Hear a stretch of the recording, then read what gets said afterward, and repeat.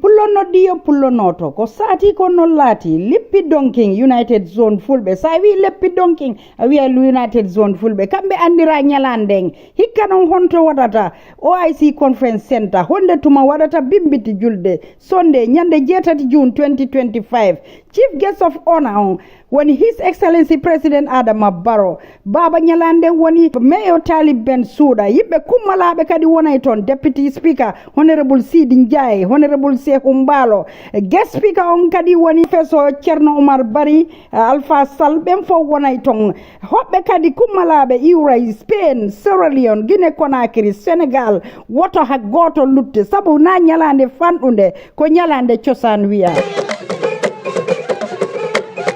non noddita yelte arong support on United Zone fulbe hidon andi udu ko be hebito wo hidon andi na ko be nyama ko be wallitira jama on sumirabe bonirabe hidon andi na ko suudi awa yelte wi'o wimi mi mami nano pular e mo nanta pular kada gido ciosan onon fo hidon noddita OIC Conference Center dimaso nyande jetati June 2025 Leppi donkin United Zone fulbe wata goto heddo bawo on jarama pullon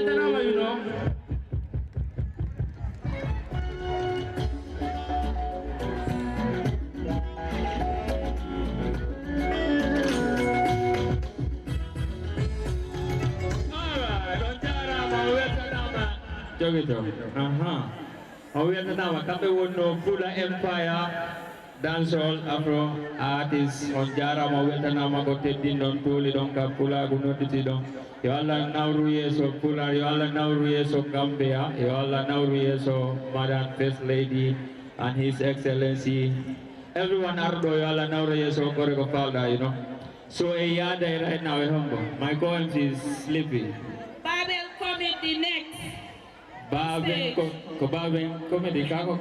No, mi wana be baben ande. Na be baben men ka. Ko be baben comedy ande be. Ko toli baben comedy ko stage.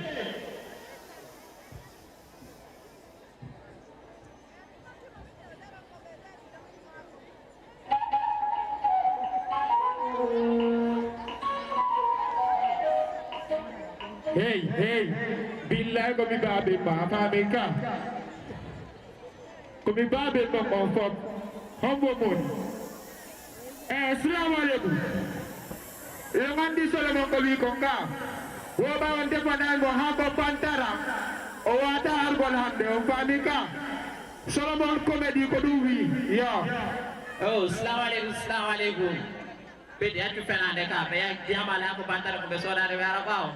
Kono tumbe be na be defana ka ko So na de be ara hawo jama jode am borona de fo jala hakirde don je garde quoi voilà mi hari ba andi tayla nyamde ha ko bantara mi deddi non ila ande jammo fial no kellane wala mo fialla Solomon comedy narde gol no awa hikka kadi do wele ya wela no jullerde no fewni mudi ala pedija de regina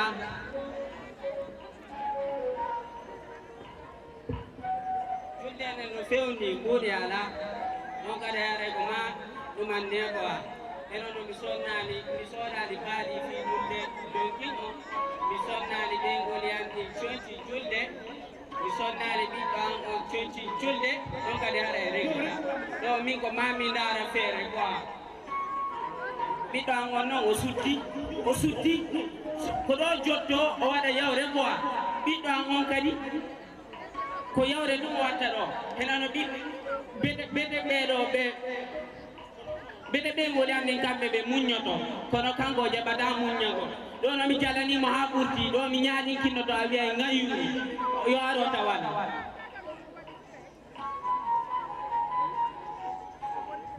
babe on jarama no way to no welde no buttino bu jaddu babe wadi yurto woni ka ini jan ono babe no andi jango won julde ka joni mene gorebe amen be men handi me yeme soda conti julde joni fala on jonna buddin quoi o kolla non seeda babe kol Solomon ta fijira na gorko awata waɗande hoorema mi landima na gorko babe kono min komi gorko kono min kon payku marɗo duuɓi 70 e marɗo duuɓi 7 ɗum fof ko goto joni a faami heno ko gore e ma tumani gollude ɗo heɓa muudi sodana hoore mum condi julde woɓɓe kadi ko kamɓe addata dépense kono babe ko min nini kon payku ko fiiɗu ngare ko okkatno mi yano noon soda noon condi julde lomani gore maɓe seeri ila noon anani o de babe mi fenata billahi mi fenata walla mi woola mi bemma awa joni hiƴay joni ɗon fenande moƴƴa billahi e petit kala jonna 5000 conci julde min billane dato no woyla jonde 50 taw kono hikka ko 25 ɓe jonnila ɗo amo ha ɓeɓanama coggol paɗe awa noon hikka min o gandelam koye kono mi soda gokkade mais ko baben Solomon dare no gasa hokka e ngene konkon salamu aleykum gonu waɗi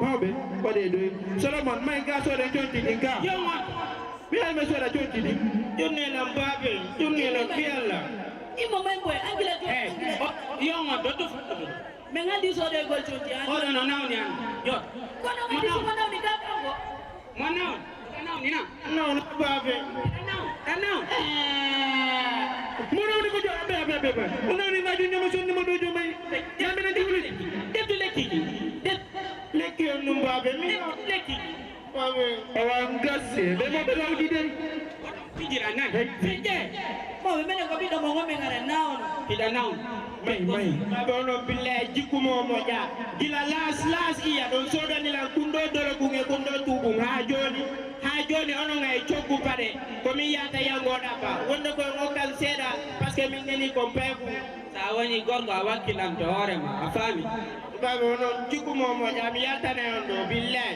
mi yaltane on ɗo mi ya baguye mi ya baguye mi ya ko ndiyam yanda bambuɗi min manita waɗu ɗum an kadi no mi yehi fes mi yehi ɗo noon kadi ndara yomi ɗaɓɓu 3e fois ma ɗum 4e fois mi ɗaɓɓa ɗum ɗon ɓeɗe ɗon arsikeji ɗin are yo kellane hoore mon ha hey fi Allah mon kellane hoore mon on andi mi gombo ɓurtala welde kono ɓe ɓawo to kellane hoore mon fi Allah mino naali goy weltano noon zone fulɓe ɓayde gandi kamɓe attani en ɗum ɗo kadi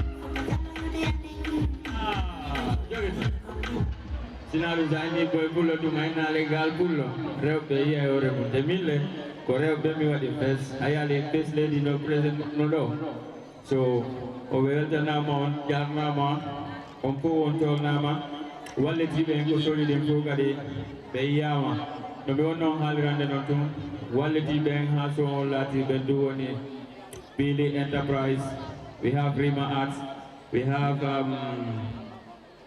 Think Mina Media, Kodomi Hatuno, Kono find the word more because of listen no do the hale, Kono right now, Engara mape go to before mape yoten kohondum be wata, e kana faji hondum be wonde napoje sibe wadi inshallah.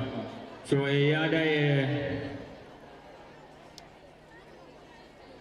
mbadi fulbe be jaway be holay cosaan mbadi fullo ko kambe wana fuuta wala toro wala to ko mbadi fullo ko be woni jawde be holay ko tuli mo ga stage mbadi fulbe si tawi DJ wadi stage awadi stage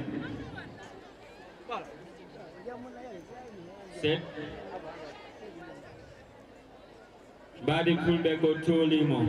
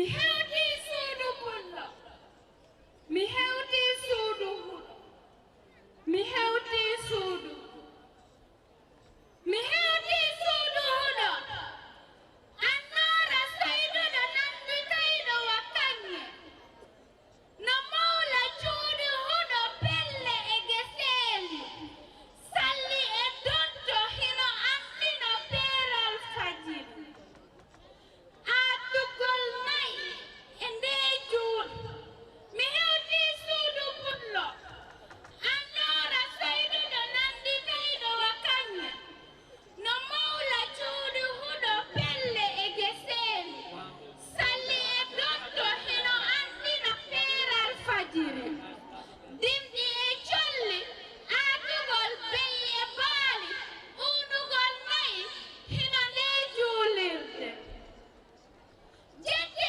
o pullo wuro sananan na jege eccanan ɓirdugal ngal ɓiranan ɗan kosam ɓannanen ñeddugal mi yariramo pullo dimon mi wowti yarugol ka ɓundu aynanayɗin ka boowe koye donto koye no jogga ka tufunde saare waliyaaɓe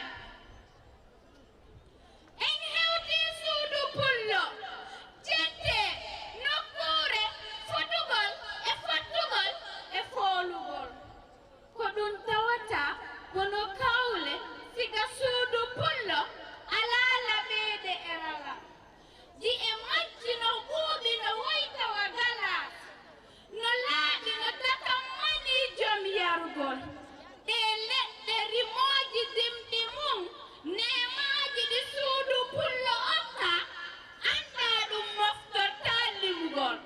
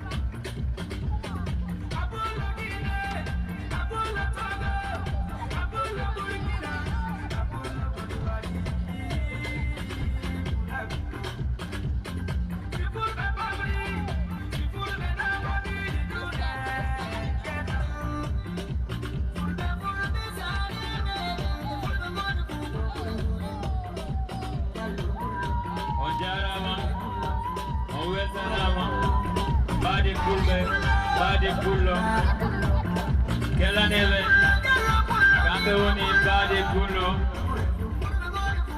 pullo fof ko gotum, ala toroɗo, masinke, masinanke, pula kunda, pullo fuuta, on fof on jarama, on weltanama, golle mon ɗe labama, mbaɗi pullo e ngala wadde anyway so time on no yaade iɗe mari hoɓɓe mawnuɓe ɓe annduɗa no duwa jurnirde konnguɗe ɗum no tawa e maɓɓe madame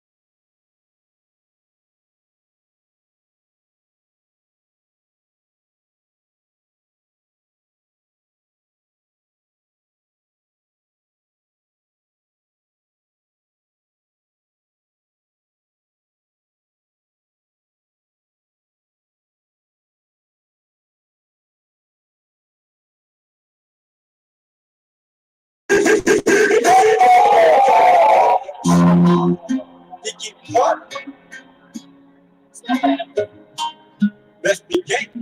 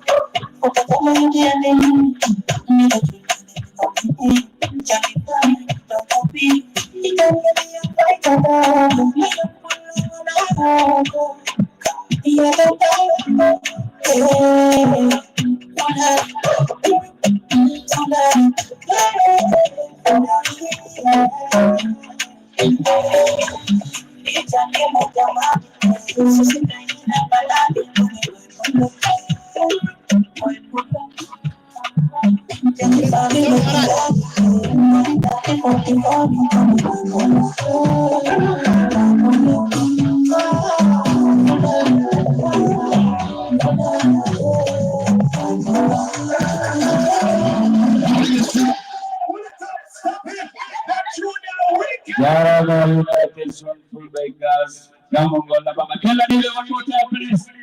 So we'll take a couple of the Jarama. And no one from the hundred and the money of the ten to the energy more. Madam, the first lady, Kapena, or the Tony Giga, Honorable Speaker, Sidi Jaka, the Baby to be Nutiga, the Professor Dr. Omar Barry, the Kameka, the Lord Mayor, Talib Ahmed Ben Suda, Sita Kameka, Talib, delegation Kapenoga, on Fu, Manditamo, Manditamo, Tona, ordering a delegation you make improve. DJ Elas, kami marana crowd do yang lebu tu kota.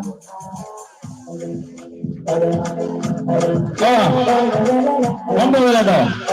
Kamu mana luar kasih? Kamu luar tahu? Kamu? Kamu ada salah tu? Okay. Hey.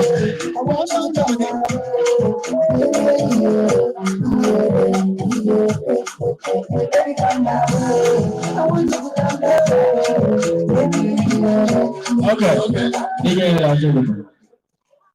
Yade komu di seda moko babe be andu dano tawa tuli be do teddu be hobbe mabbe de burno be andu rek docteur Cerno Barre ko magama alhamdulillah rabbil alamin be dige e woni professeur di wodu be andare be bandi kellane be please ko tawa be mawni kala ko mawni nder gambe kala ko mawni e bulago woni ka diina woni ka culture fo be taway haray be tawa e mawni gol fi be tawede be yewtide be wajo e faljitay haray be oka inshallah 5 minutes ka stage e be arde tontay kongude seda do yadude ambiance inshallah professor Otolido. Assalamu alaikum warahmatullahi wabarakatuh. Miɗo salmina First Lady mbeɗe welti ko ɓe seeni ɗo ko minen salmina kadi honorable Sidi Ndiaye ko yiɗuɓe fulɓe haaju fulɓe kala ka nodɗa o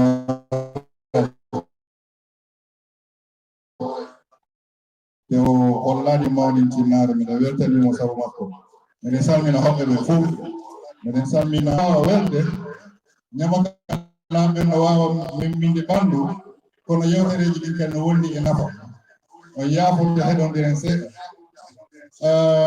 leppi donkin hande woni haaju molanaɗo haaju mo annduɗa e wawata joɗade tun ronka yewtude fi mum seeɗa mi fuɗɗorto tawa english ɓayri ha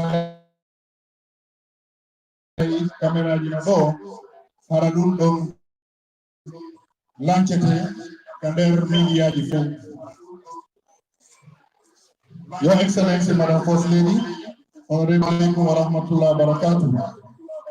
To the noble custodians of our heritage, to our elders whose wisdom is the wind but beneath our wings.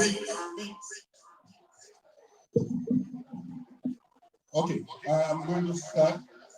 To the noble custodians of our heritage, to our elders whose wisdom is the wind beneath our wings, to our youth whose energy beats like the djembe drum, to our dignified leaders, both political and traditional, to our brothers and sisters of the diaspora, whose hearts never forget the soil that bore them. I greet you all in peace, in pride, and in profound gratitude. Today, Donkin unfolds like a sundial tapestry, each a tale, each rhythm a memory. Gara will be Wadungol Hale picking Sancha, Hanyua, Gara will be for adding, in Gara for Emin. Here we stand, not as tribe, as Africans, as custodians of culture. Kokeri Remo, Ardat Elescoy e Jomun. The LEPPI cloth we wear is not mere fabric, it is our dignity, spun by hand, dyed and softened by the sweat of ancestral labor. Ndiam, Reugat Ilon. Culture is the pulse of a nation. Let us not be deceived. No country builds its future by forgetting its soul. Culture is the compass of the people, and LEPPI DONKIN is our true north. Let every minister, every mayor, every mover of policy hear this. A nation that celebrates its culture builds bridges, not walls. Let our national budgets reflect the weight of our wisdom. Let our curricula sing the songs of our soil. To the youth, rise like the morning pour. All children of truer blood, hear me well. You are not shadows of the past. You are the voice of tomorrow's drumbeat. Use your talents, not to mimic others, but to mirror your truth.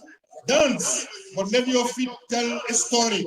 Sing, but let your lyrics teach a people. Tweet, but let your hashtags hold heritage. The world is watching, and the world is in need of a new rhythm, an African rhythm. Let it begin with you. To our leaders and dignitaries, distinguished guests, we honor you not only with applause, but with expectation. Invest not only in roads of concrete, but in roads of culture. Let LEPPI DONKIN not be an annual event, but a national anthem, moving into our policies and priorities. Aduna Forta, Purindiam, Purituma, Purivelkare. Let our ministries remember, development without identity is a house without a foundation. For the diaspora, the journey is never too far. To you who cross oceans, but carry LEPPI in your hearts, welcome home. Your presence is proof that the full flame is not dimmed by distance. Bring back not just remembrance or remittances, but your children's names, your elder stories, your mother tongues. Let Paris, Atlanta, Oslo, or Dakar know that the center of gravity is here, in our songs, our steps, our LEPPI. A call for unity beyond ethnicity. Let this not be a celebration for Fulas alone. Let it be the summoning of all Gambians. The griot's drum doesn't ask your tribe before calling your spirit. Let our unity be our defiance. Let our diversity be our strength. Wuro Ejam, Komingal Jaram. Final reflections. Let us not leave this field and forget this fire. Let us promise to wear LEPPI with pride, not only on stage, but in life. To let Donkin remind us that Joyce is revolutionary. To leave no young artist behind. To let culture not compete with politics, but cleanse it. May our tongues never forget Pular. May our drums never forget the call. May our children never forget who we are. Assalamu alaikum wa rahmatullahi wa barakatuh.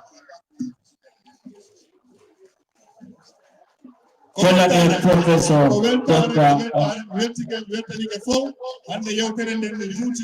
no tamo no rabbini kono men weltanike zone fulɓe meɗen manto fi maɓɓe ɓayde ko sabu maɓɓe waɗi hande iɗen manto pulagu e pula hande mawɓe ari sukaɓe ari kono fof no fotti e piiju gotu wona pullo tum woni ɗo ko fulɓe e seɓɓe e jom fulɓe fof no fotti hande woni gotum ko ɗum ɗo woni aada ko ɗum ɗo woni yimɓe ko ɗum ɗo woni leydi mi weltanike lamɓe ɓe assalamu aleykum.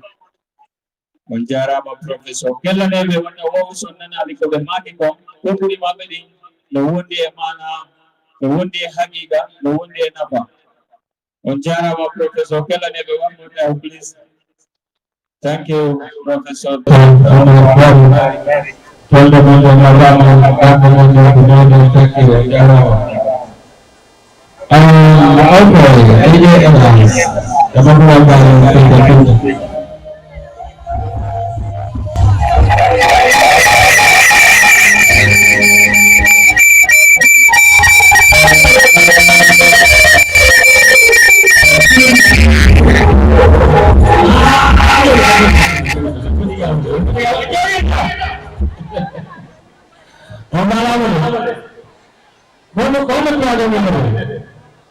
No?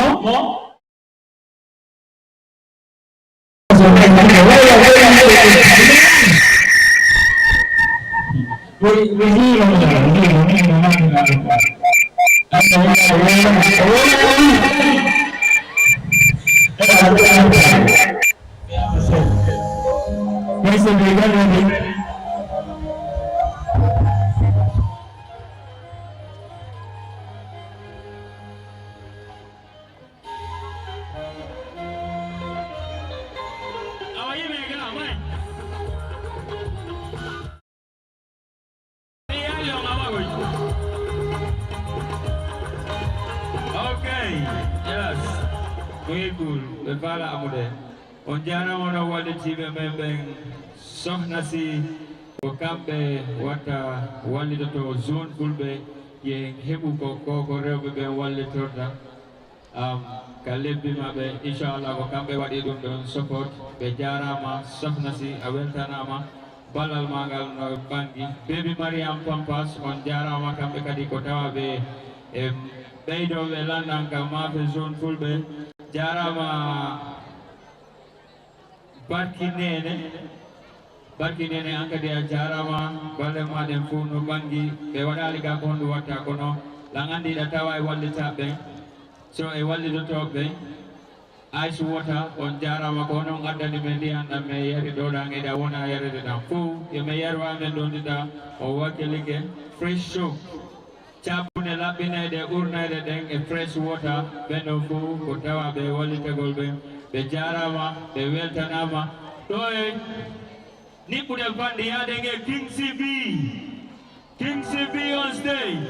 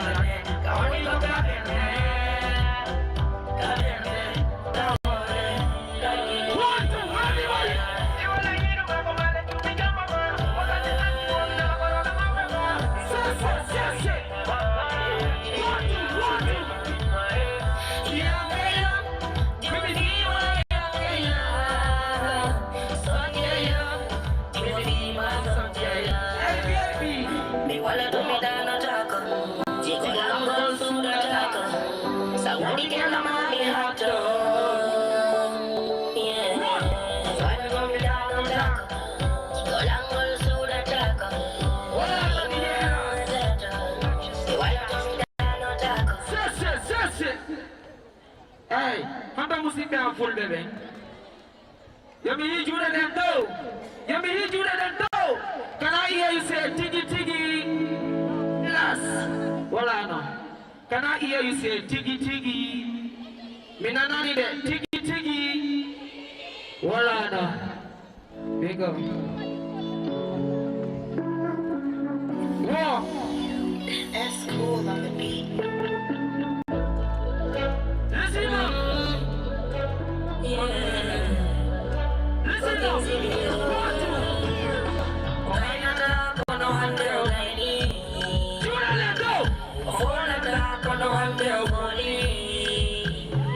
Do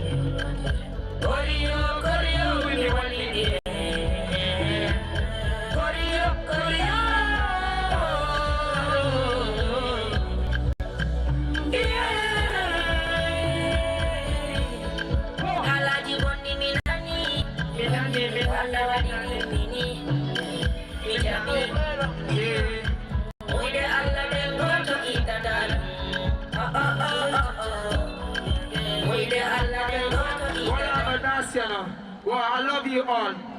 One time.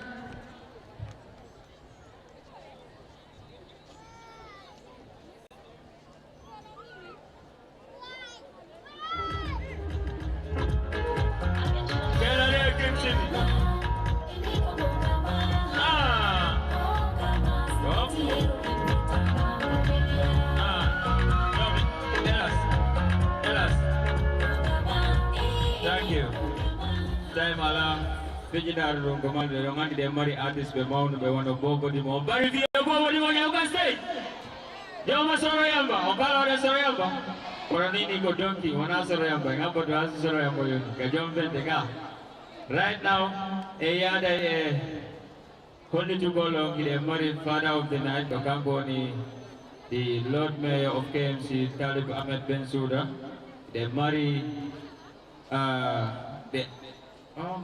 okay, two more, but like Alpha Salo, or I want to go and speak.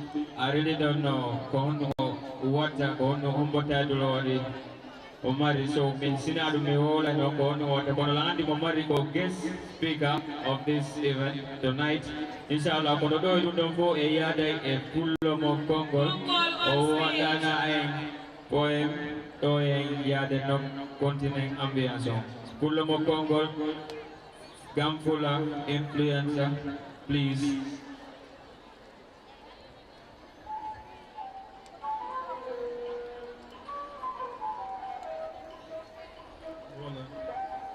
Come pullo, jivinande pullo, mi maya e kadi come pullo. Ara la weltori woni bol pullo. Ara mi salmini ko assalamu alaikum wa rahmatullah.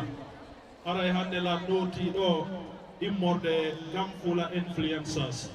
Ara be weltanama. Ara me jurike kadi lamu His Excellency President Adama Barrow, the First Lady wonɓe ɗo ɓe fof honorable député speaker Sidi Ndiaye haray ɗo e ɗuɗɗinde haala kam hoto yettaɓe bari ɓe woni please yettaɓe bari ɓe on to woni please ɗuɗa ɗo hoto yette soɓe on tone juuɗe miya yette soɓe hoto yette baɓɓe woni yette baɓɓe on to ɓe woni joni no hontoreɓe ɓe jombaka ɓe won tone juuɗe please tone juuɗe please Allah ko modi hiruɗo aray mi wala yewtugo ɗo mi pullo mo konngol aray e weltanimo hiɗen andi imo dari mo dardani molleñol men kala ko pullo dottimo ɗototo aray pullo mo konngol you welcome on stage aray eɗen habbima aray yeggidali kadi e weltanto lawd meyo Talib Ahmed Ben Souda kañumma United Zone Fulɓe aray ɓe weltanama pullo mo konngol on stage please come. Bismillah, konguli yanding adam yoni dia halu Allah wa midayeta Islam ko dinang fulbe ko lenyolang atlam ko bindolang ko sonnajo pullo woni debbo am pulangu ko dengal lang. Assalamualaikum. Dige jonnu men ko rawni sabu be do fo berne mabbe no rawni e ngala do bernde mo balejo ka on jarama leppiji mon illa bama ko kanyu jalpini ko mi dari do fi mon ko dow konguli andi jante di aminta kono woto yabutu non kadi minni di fallata konguli andi son jenti jadi ko afu wallahi di bayna yompina le famu bindol hino bantale nyol yo musibe hidon haton jini e bindol awa arde e ndaha e karambol mi windana yompindi e kimi e hala pular kala mo holaci awa yo jentolan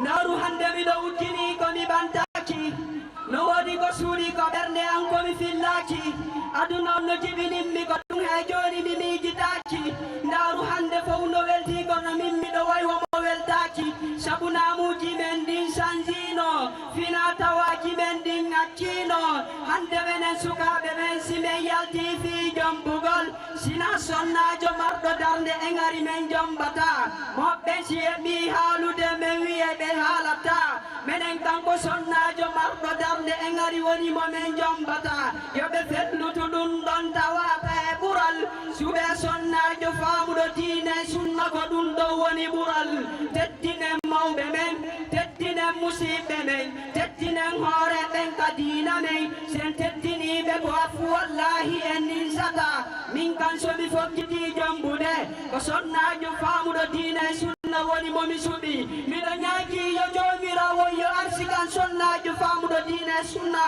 amin amin ya rabbal alamin. Okay, ko siya bonni si toroɗa yafuye ka siya bonna are ɗoftoɗa fijon jalon ka ko siya bonni si toroɗa yafuye hande debbo ko wiyatalan tuubi yara hino kirɗalam e ndu lewru suuma e ɗo juulirdeji ɗin hiɓe ebbinde defte ɗen hiɓe jangude diina Allah kan hiɓe wakkili tiggare nden no tabiti ko hoore kono somi wi on debbo no waywa dow ñorgal woton felam ebbindiren ɗi piijiɗo ɗiɗi juulirde nden e marché on nini juulirdeji ɗi ngala heewude nini ko marché ji ɗi woni heewude roɓɓen changi couleur ɓe yaari ko marché ji nini na wonɗo suɓade ko nder tiggare ɗo mi faala wona ko wonɗo suɓade min ko ɗum ɗo mi ɓornoto min ko ɗum ɗo mi mawroto eppa ɗum ɗo no hawni hiɓe waɗi aduna on ko hoore maɓɓe hiɓe waɗi Allah on ka e ndu lewru suuma e ɗo turɗewete ɓe tuubi e jomirawo woosi bonnereji maɓɓe ɗin ɗuuɗi Allah on ɓe ɗoftike woosi suuma e yooti fi julde si alama wawi wasina suuma e wona onon ɓe rewɓe wakkile wattano hiila tawa ɗon e ɓuralle malal andi toon ndu lewru suuma e ɗo ko ɓurna ndu ɓuri lebbi ɗin fof ndu lewru suuma e ɗo ko teddina ndu ɓuri lebbi ɗin fof miɗo ñaagi yo jomirawo yo woɗɗinti cheytani takko mom amin.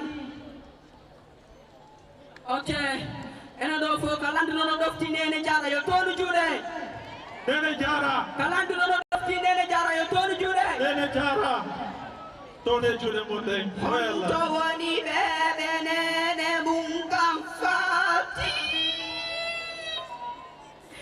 miɗo tori yo Allah woyo ilno ɓene yafo so mi mijitike fi nene jara mi wullaya gonɗi jara sabu miɗo andi duwa nene jara fanɗa e ɓiɗɗo hay si woni ñande ɓe ɓiɗɗan yo Allah rene min kam mi heɓata ko mi ɗawi nene jara ko mi heɓi o sabu anko ma mi jonna nene jara simɗo wawno nattinde nene jara aljanna mi nattinayno ɓe aɓe ma yaali kono ɗum ɗo miɗo andi ka e muyde Allah woni miɗo tori yo Allah newnuno ne wori nene jara mi kam mi wutire ɓawon e si woni yo waɗelan tapi ara hiɗon juuli si ndiyandan saji mi waɗana yo waɗo ara hiɗon ɗuwi. Thank you so much. Weltanama, please. Kill the name one more time. Unjarama, let me one day love. Thank you.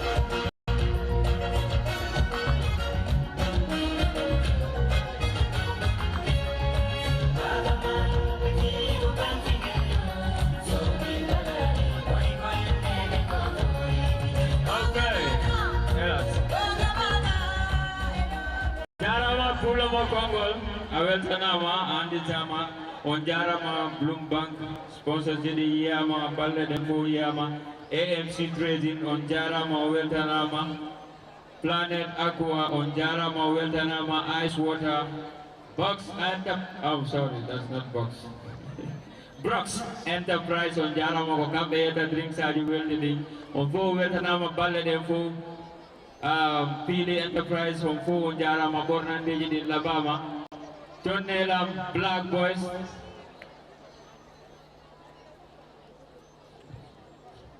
elas plehel ma anything kala mo anduɗa parali men feƴƴa mo min ardata jemmo no juuti please.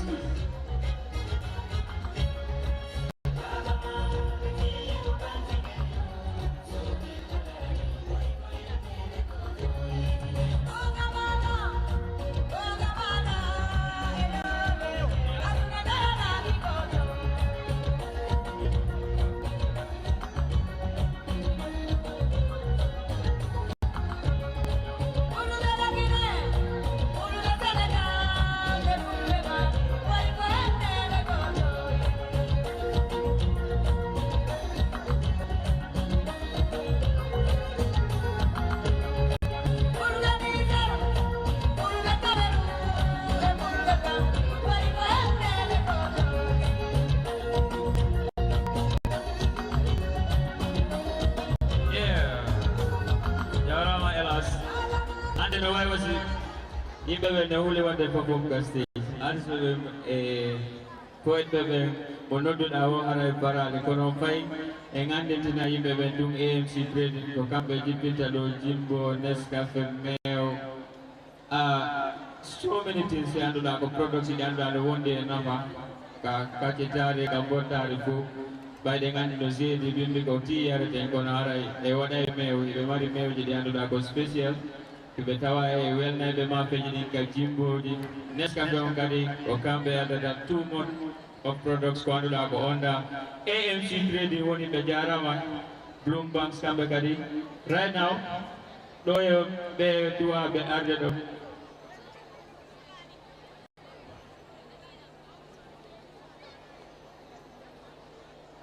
okay on jarama sponsorship fo on jarama tinkwina ko onda wadde coverage din ko fo ko yaw wadon subscribe ko channel mabbe daron video ji mabbe din wonde to tombe be mauna because of kala ko kullo woni wadde event be ara be wada cover be wada dum play ga dum wadi GRTS me yiyon kala media wondo nerga on salminama on jarama o weltanama Black Boys today on Paris stage on gono je Black Boys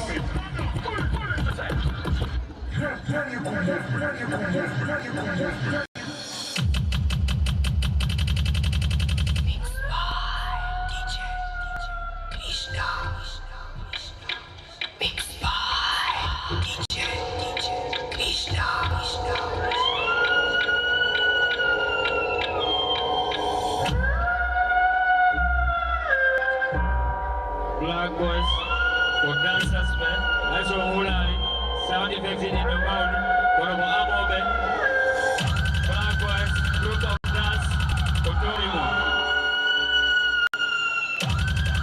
Kelane Black Boys te araka stage Kelane Black Boys ko amobe Black Boys don't marry 5 minutes please make time 5 minutes please 5 minutes Maroka stage, let's go. Yeah, you can let it go.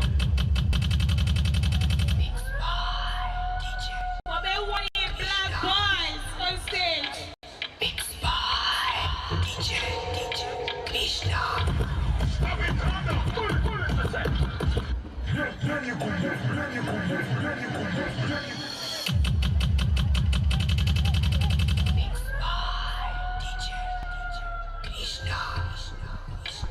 Mike. DJ Krishna.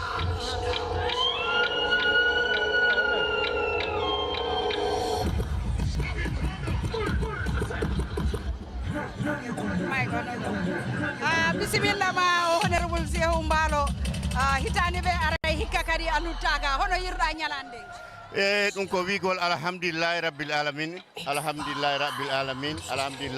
alamin zone fulɓe ko waɗi ɗo hande ko definitely mi weltike te jama fulɓe ɓen fof weltike wondema iɓe yara yeeso sabu o jama yiyaɗo ɗo on holliri wondema programme on waɗi success ɗo tun holliri wondema programme o waɗi success ko yimɓe ɓe gandanta na mbaɗi ñan jiɗi kulle leñol mumen nan jiɗi pour leñol mumen yara yeeso ko ɗum addi hikka ɓe mbaɗani ɗum to ɓe mbowno ɗum wadde to ɓe ngari ɓe mbaddi ɗum ɗo Sa Dawda Jawara International Conference Center teno hay sa yiɗo tagaɗo ko wonɗo a anda wondema waɗi succès mi weltike toron mino jara onon fof ono meɗen jara on noon mbawi anni chief guest of honor ko président Barrow ko noon bambi programme on hande ɗum ko waɗi hay fosde ɗi tawama e programme o minen kadi meɗen weltiki ɗum on jarama ko ɗum addi His Excellency President Adama Barrow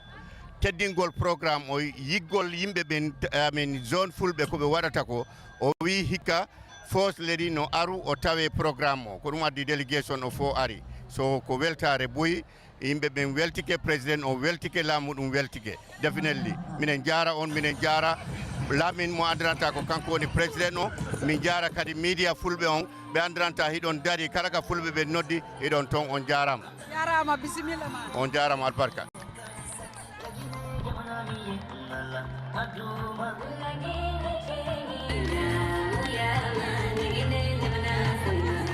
Black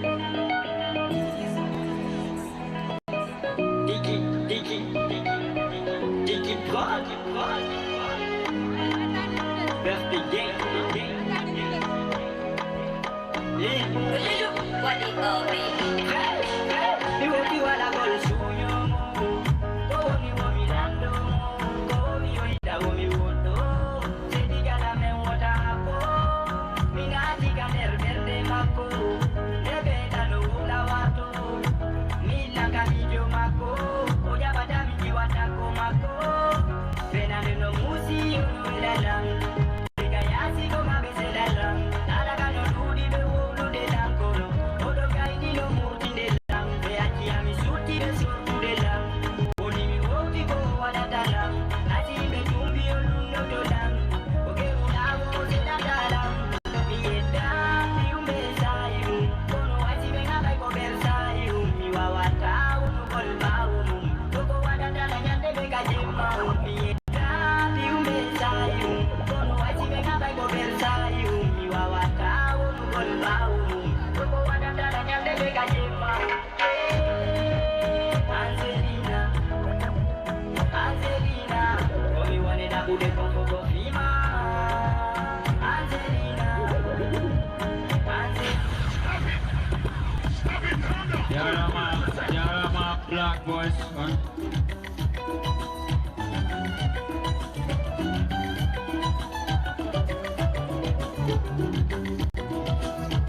Escolinet Musique Production.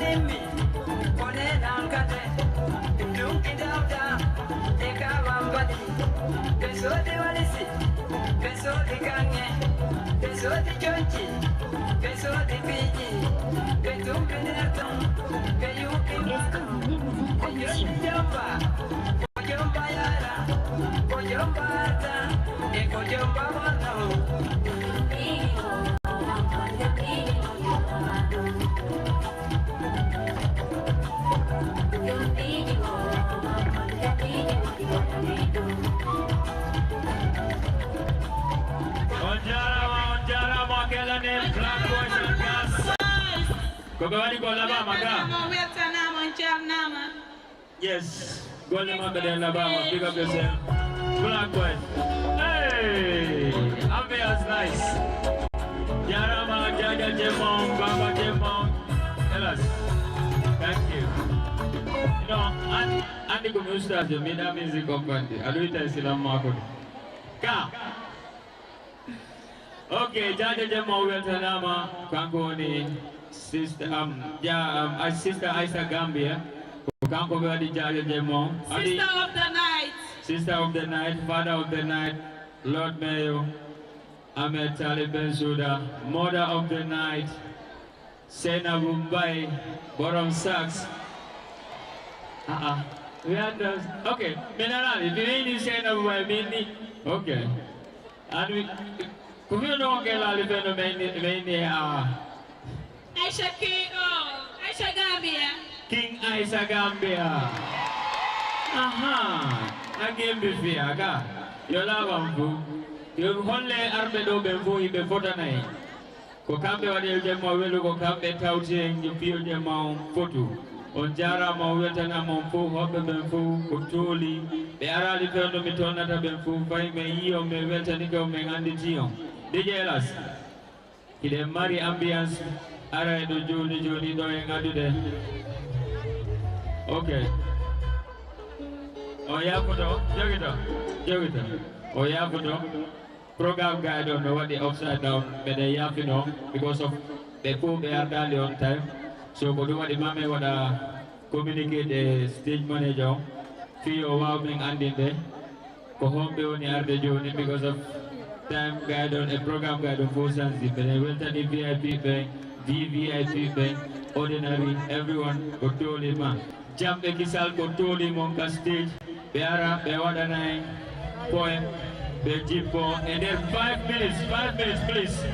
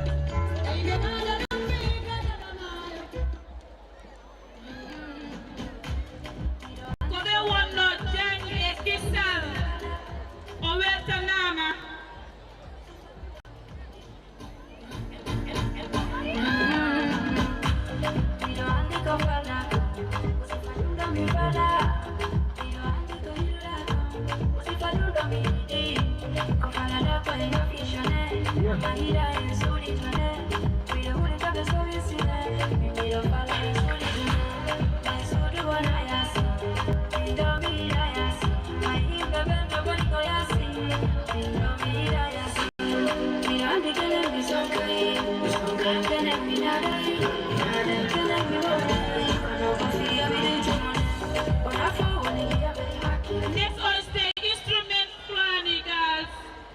On stage.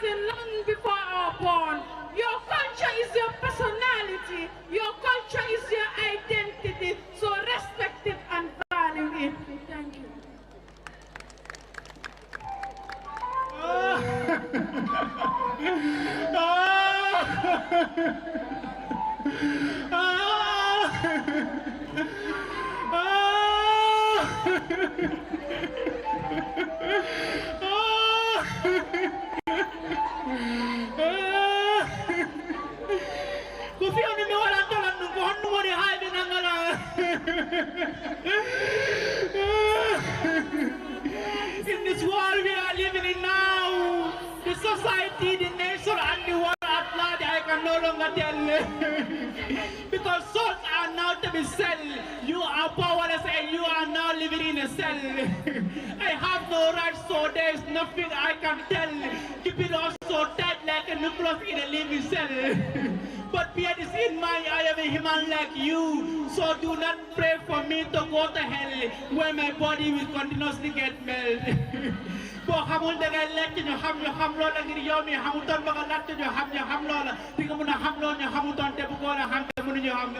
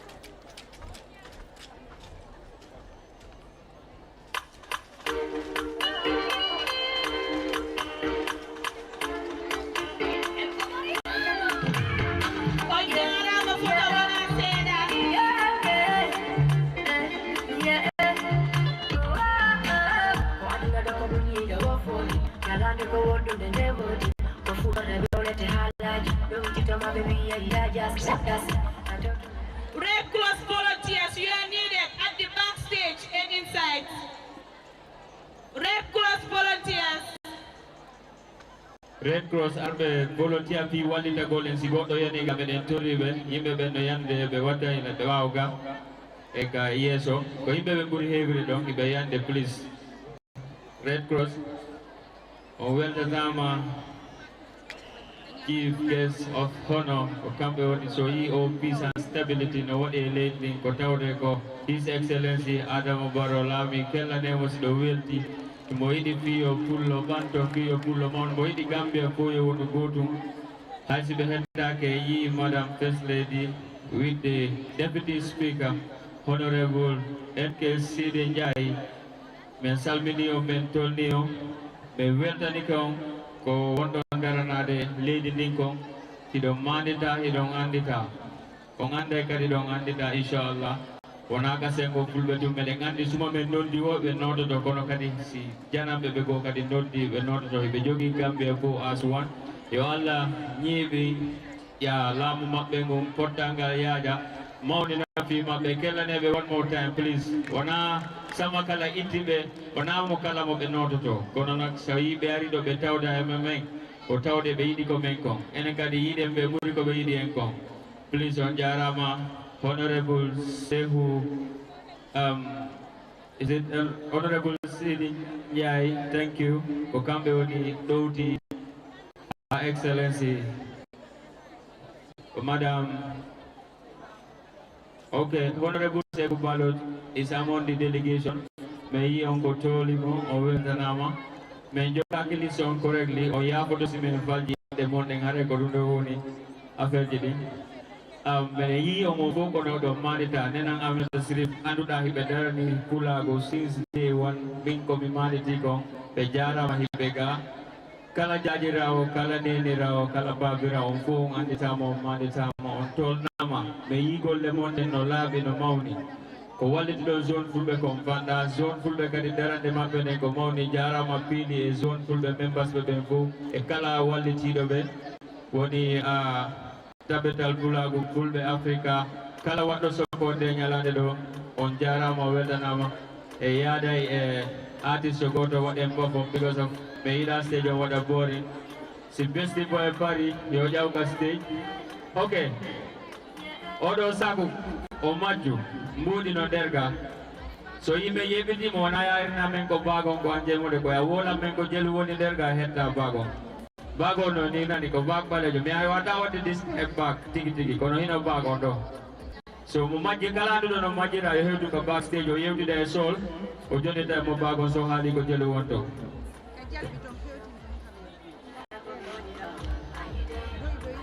ok ɗo en wadde artiste yo waɗɗum perform. Another cultural dance with Portal Fi Bantal where they have the Amatau, the Amina crowd on. Portal Fi Bantal some carry our stage on Bono J. Elas, John Nubeko Velandi Mako, please. Portal Fi Bantal, Kelanebe, the Araka stage for cultural group dance. Welcome Portal Fi Bantal.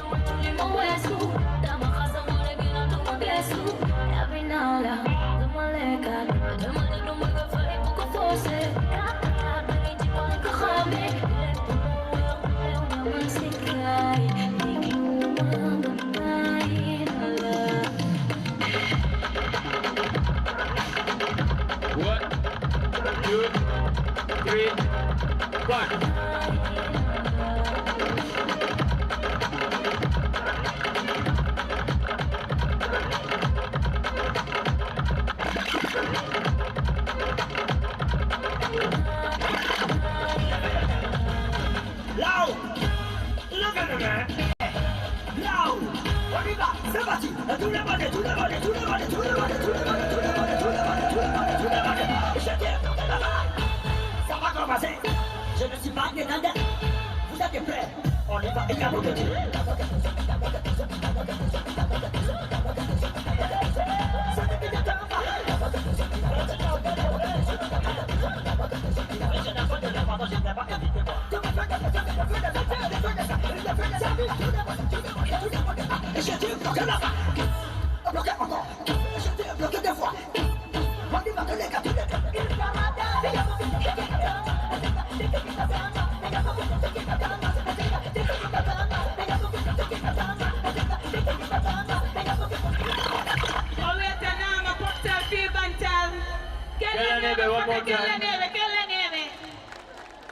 Portal fi bantalon jarama o weltanama ko toli Lord Mayor Talib Ahmed Bensouda ko toli mo on taw performance no feƴƴude men yafinike onon e madame on e délégation o fof men tolni o men weltanike on men anditi on joni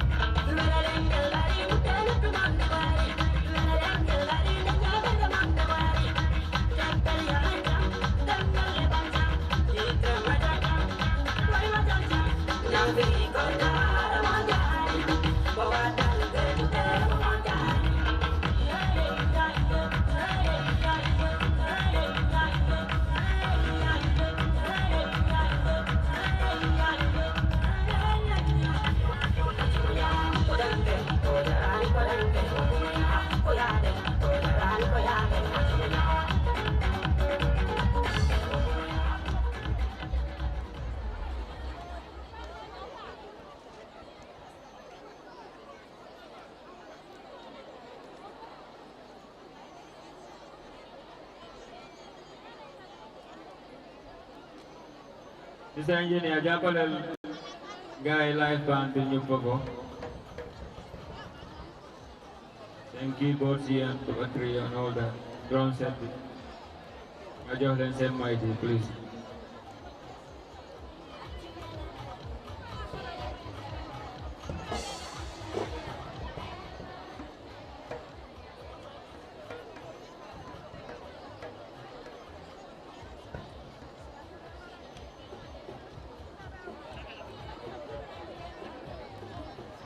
Hello? Sound. Sound. DJ, sound.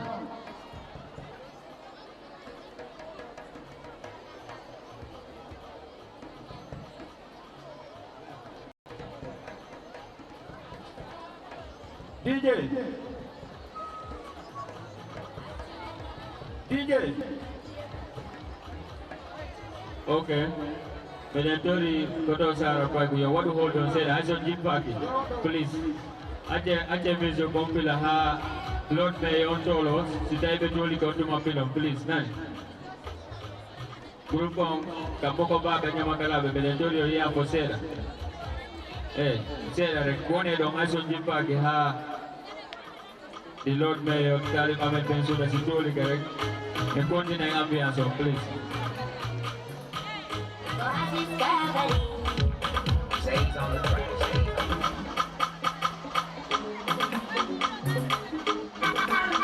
Golnemo, welcome to the able mayor. Saves on the track.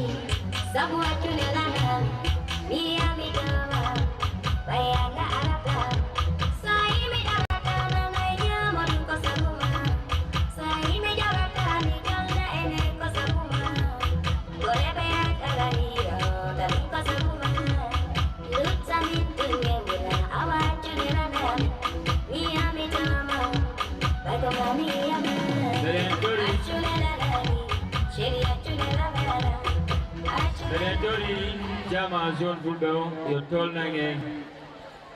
Lord Mayor Ahmed Talib Bensouda, you say no kela nemo please. Onfu kela nemo tol no mojarno mo. Kotauting kapulagu meng. E mauningol nabu mengo. Talib Ahmed Bensouda, the Lord Mayor KMC. Kanko e sonna bengo be salminama be weltanama delegation mo ardi on ko kellanebe please habe tolo kellu gongol no wasi kelle wasi do welti on jarama weltanama ko toli ma Lord Mayor a weltanama amanditama Her Excellency, thank you. Madam First Lady, thank you. Honorable Sidinjai, thank you. Honorable Sefu Balo, thank you. All the NPP delegation, thank you. Lord Mayor Talib Ahmed Bensouda. The welti kange madam on LEPPI di laba makotoli mo.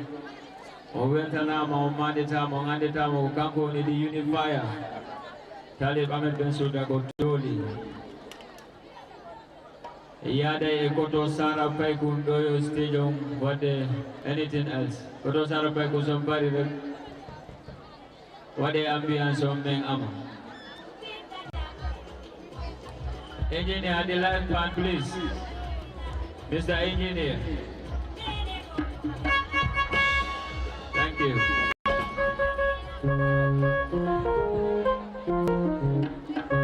Hello, 1, 2.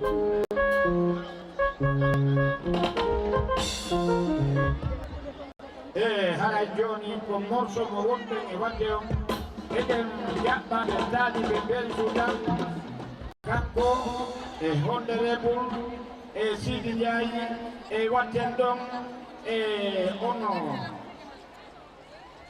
mosetto mede mandaka horema e Sekou Balo haray o morso Sekou Balo kali be Bensouda haray ko kambe o kamoso e aderesi e kanko lamin pili e pi andana horema pinal fulbe morso maɓɓe haray ƴette morso may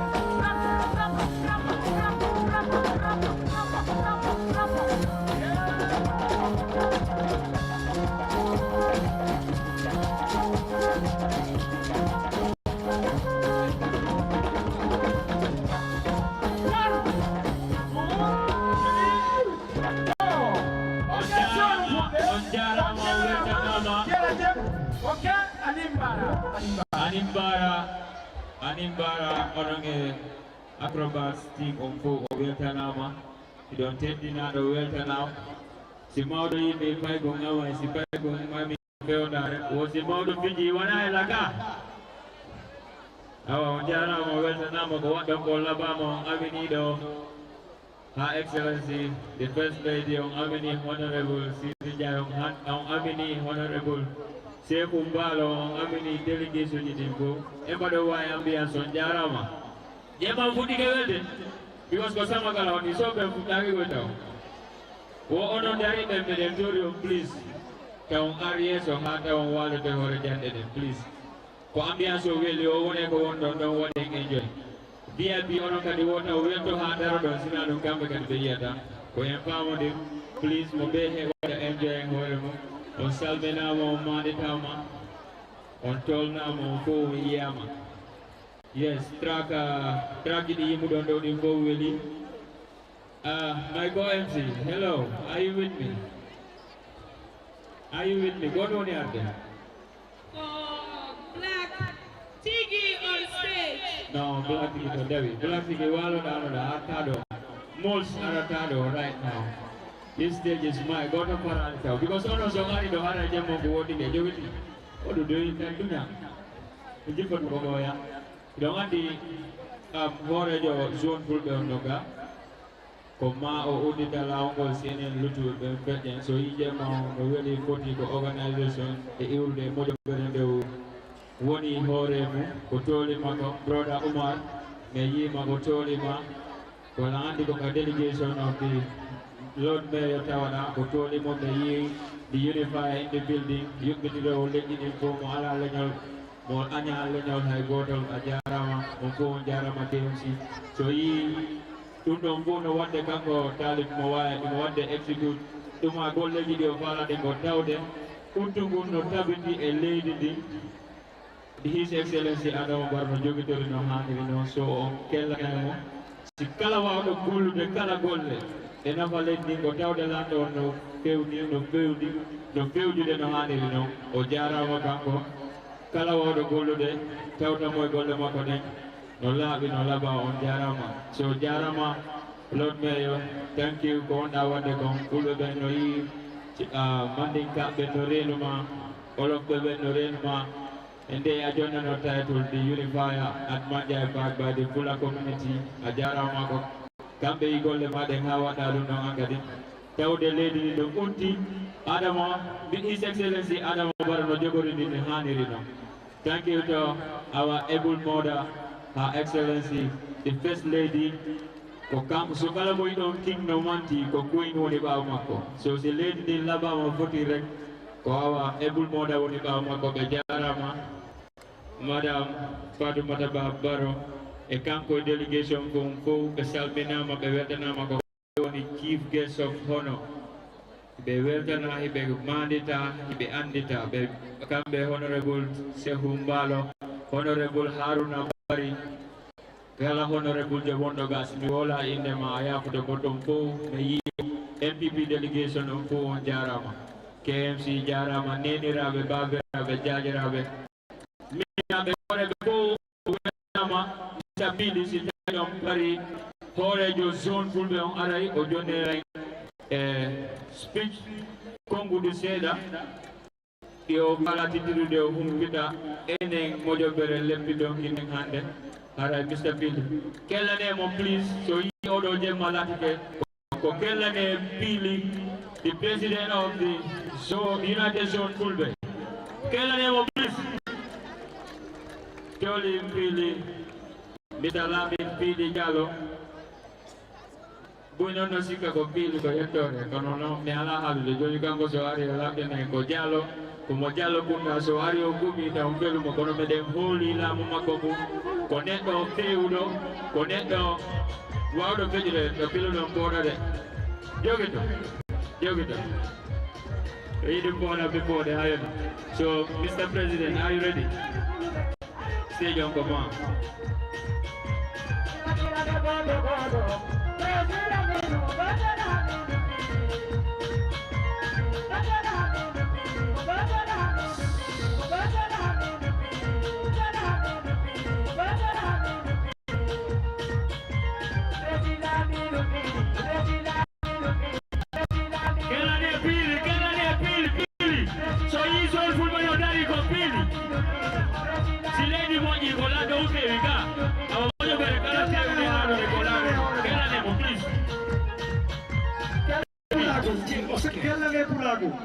Kellane hore moɗo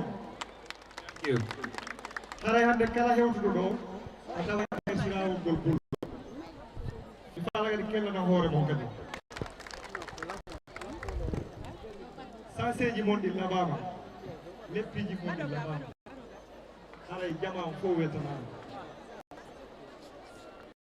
haray en salminay chief guest of honor his excellency president adama barrow kellanemo futa ko wona seeɗa wonata haray ko tambitiɗo pulago tambitiɗo yimɓe zone fulɓe woni joni duuɓi jeego kellanemo ɗum ɗo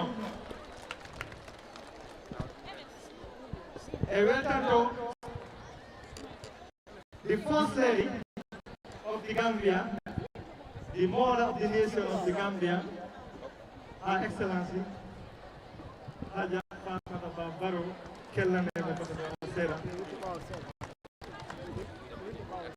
o neɗɗo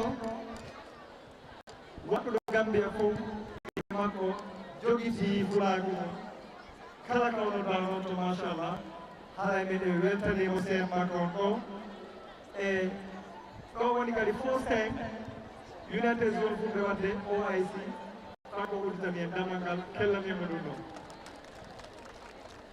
haray noon pulago sino wonede e wata yejjitude député sigal honoré Sidi Ndiaye haray ko gayuri pulago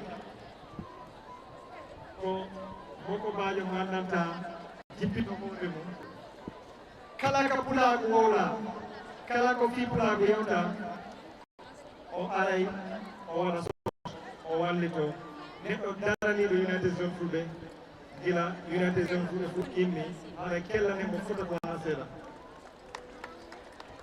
so ɗon feƴƴi e weltanto honorable Sehu Mbaalo boko paɓe tedduɓe e nder pulaku mum the advice of the president His Excellency Adama Barrow weltamen advice maɓɓe so wi ko ɓeɗo golde o fof ɓe woni wadde advice hiɓe ɗo ko United Zone kellaneɓe fota ko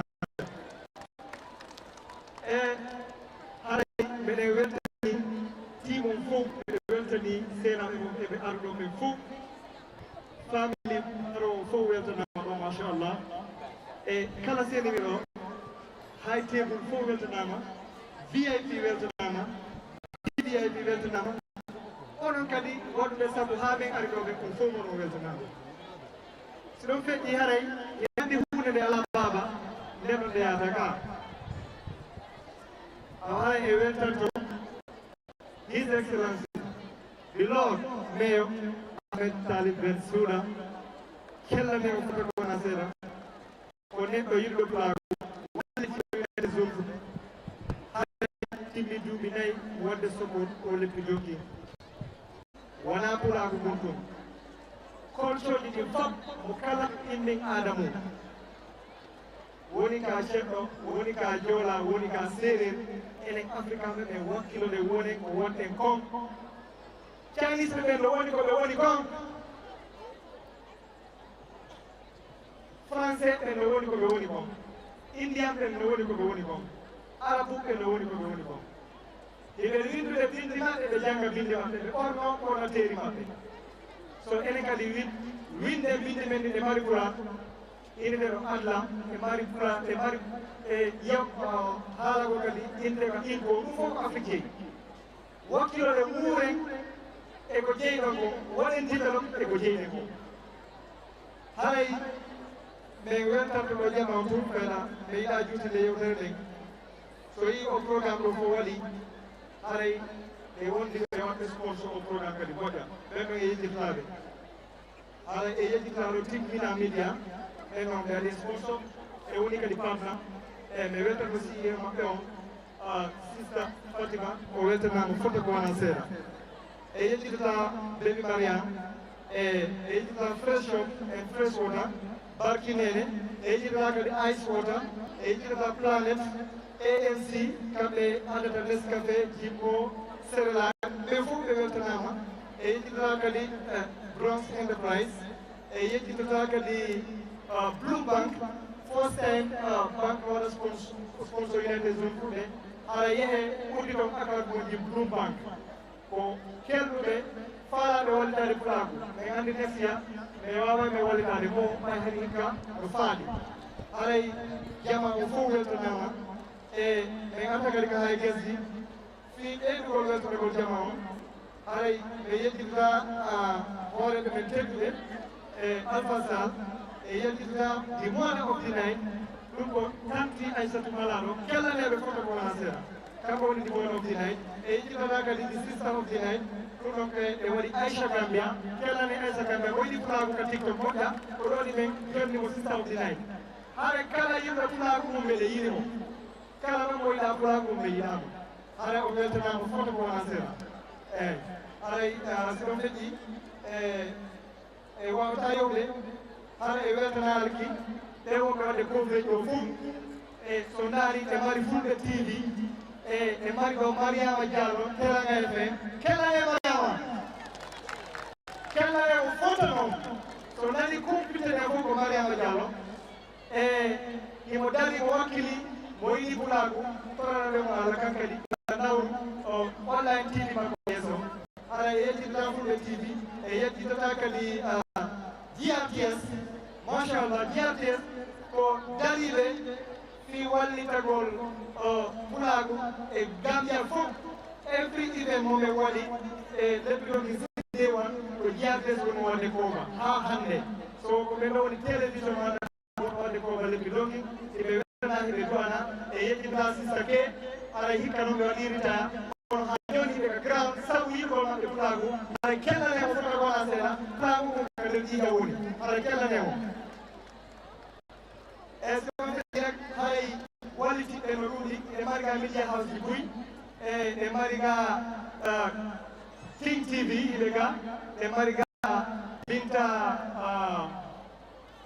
Diawo kamɓe kadi ɓe ka coverage ga haɗa wonɓe wadde coverage ɗe heewi ɓe wata ɗo wadde fof ɗum ɗo fof programme woɗo sortir haɗa komi waynito taw haɗay neɗɗo yo mantor ko woni ko o yiɗa ko woni ko o jokka hen ɗam wonen hunde wotere se nangodiri en heɓay doole si hawri noon en nangodirali en heɓata doole haray noon wonɓe hokkata en doole ko si hawri en immini aada men o cosan men o ɓay mawɓe men ɓe hiɓe doole ɓay hay kamɓe ɓe mbarno aada e cosan e diina haray o jarama mbiɗe tori on fof nangodiren wonen hunde wotere ɗo kadi o yiɗon ɗo fof so yi United Zone Fulɓe probléme waɗɗo ka leydi o ɓe yawa yahde ɓe wallito ko ɗi ticket jimoɗi wonɗon sohlude ɗo ɗum ɗo wona ko sende koko walline seeɗa si tawi frais o fof ittama ɗum ɗon ko ɗum ɗon gollitinde kala ka probléme waɗi ɓe yaha ɓe ƴetta ɓe wallito e inde on onon ɗo fof ko inde pulaku onon ɗo fof e inde sukanude programme on fof hande ɗo wona Fulɓe tumoni ɗo leƴƴi janani reɗɗi ɗo kan no ga kamɓe fof ɓe weltana hande en fof koye nene goto koye baba goto haray o jarama Allah taw men kadi ko feewi o jarama o weltanama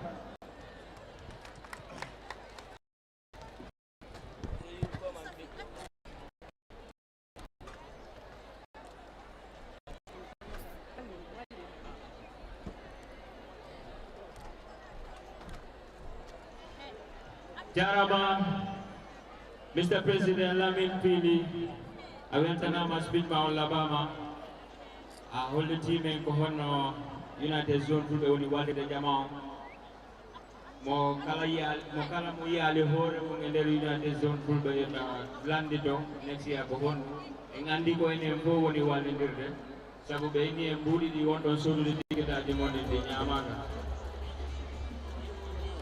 so ye wallidir sohlen tigetaji ɗi mbuuɗi ko nokku goɗi yata walde ɗi walline fisen borrama kadi si wallitore kamen so jarama United Zone Fulɓe jarama Pili jarama kala arɗo ɗo wallitide ñalande LEPPI DONKIN jarama His Excellency Adama Barrow jarama Madam First Lady jarama Honorable Sidi Jai jarama Honorable Sekou Malo jarama Lord Mayor Talib Ahmed Bensouda, the unifier.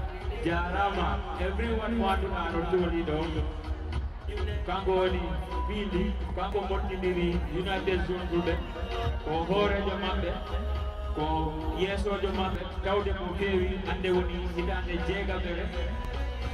We want the 6th edition of United Zone Group. Pero Boko Mape, when he be Juba Nababe, Juba Marbe Haki, Juba Yube, Namumu. Bejara menewenda nama bodone belo no ba mako woko motipi katini dunia ko tim so ko kamne oni ba mako ni bokusan de jara ma pada mako hadi jalo wenda nama ini on kala mo ido no dari bambalani no mando ko debo ni mama ko debo ma sikil di dum biji ma din dide so jara mako oi Lord Mayor me hala ni on mo kelbi ni wanda unify yimbe Kodebo pula wanita koma masala her queen is the queen, her excellency the queen is exo excellent. Ajara ma may equal le mare. So abang kawal.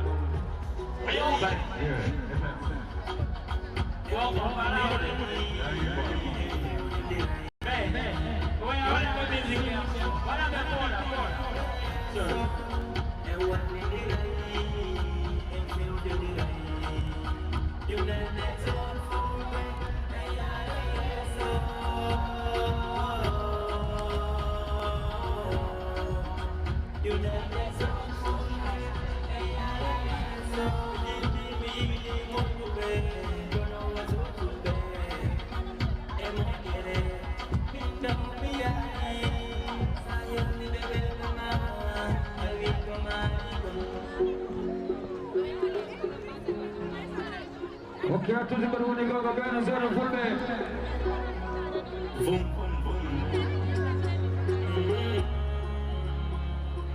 Ara kabar.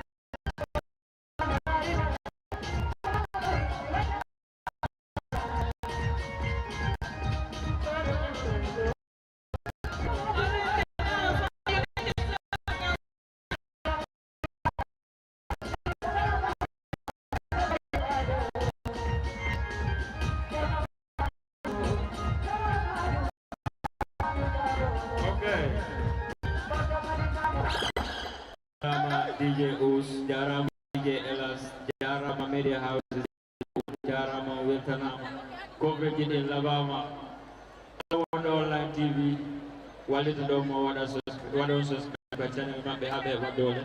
Don't I know the duty? Flying still, a yada ambiance, black tigi, or Jawa, from Toya, they don't need. Do I need to do the Honorable Deputy Speaker of the Gambia National Assembly, the Lord Mayor, Talib Ahmed, okay, ambiance, let's go, clap together!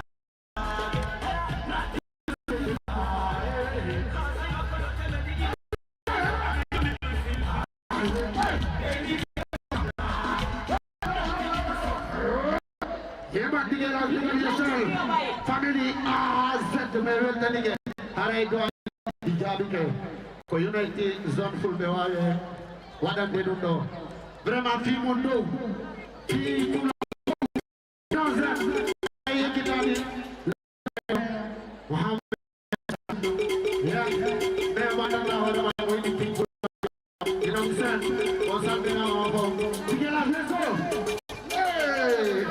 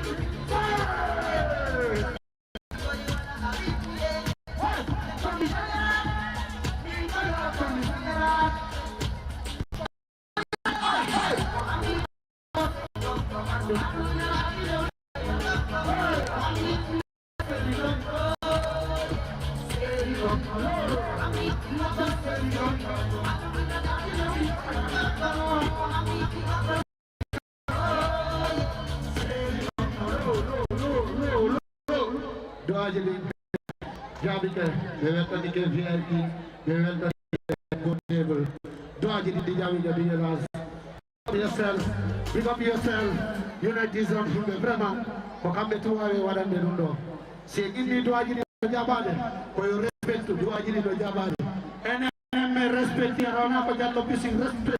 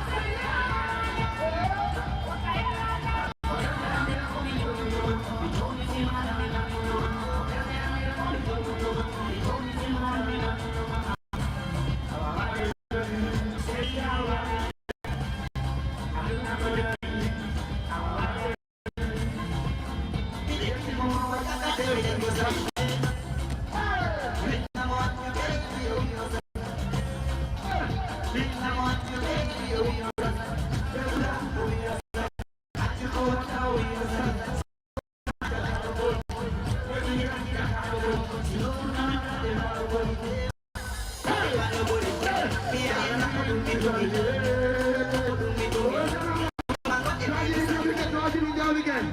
man, blood ticket. You know that? Blood money down again. Blood ticket. One more time, please.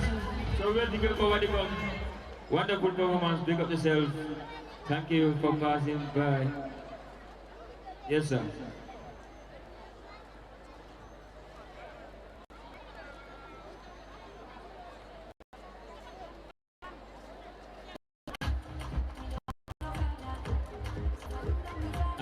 Another blessing bag, one bag no any. Kalau mau ada orang kau je yo anak. Wabah di dalam ni ada bondu ni dong. So, are ka bag majira do pohon jagung baga. Bewa bag tu dah majira do. Next. Pardon? Fuladu group are holy dong sesaran mengong jemma LEPPI DONKIN wela.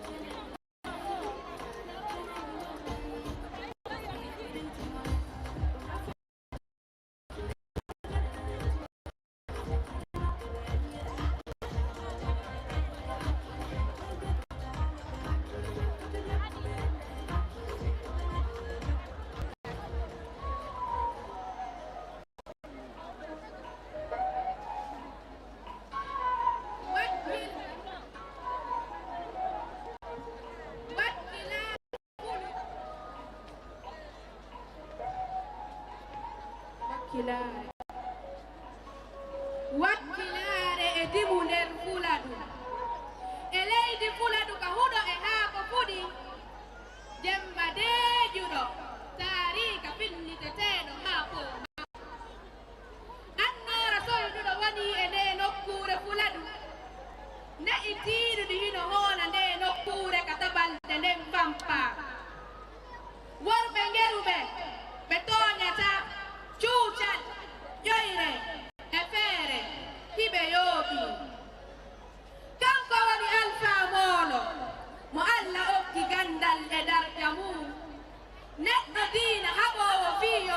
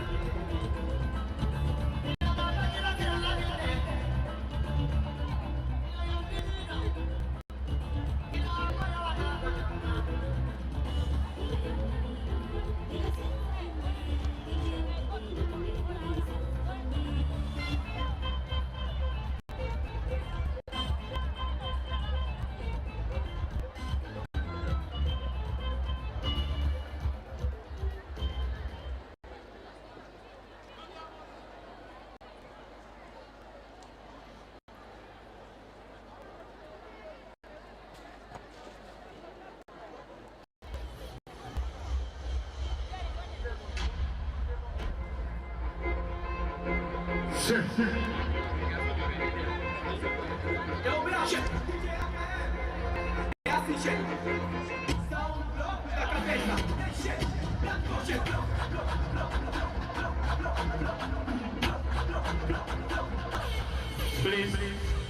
saya mau naik ke menturi di bawah.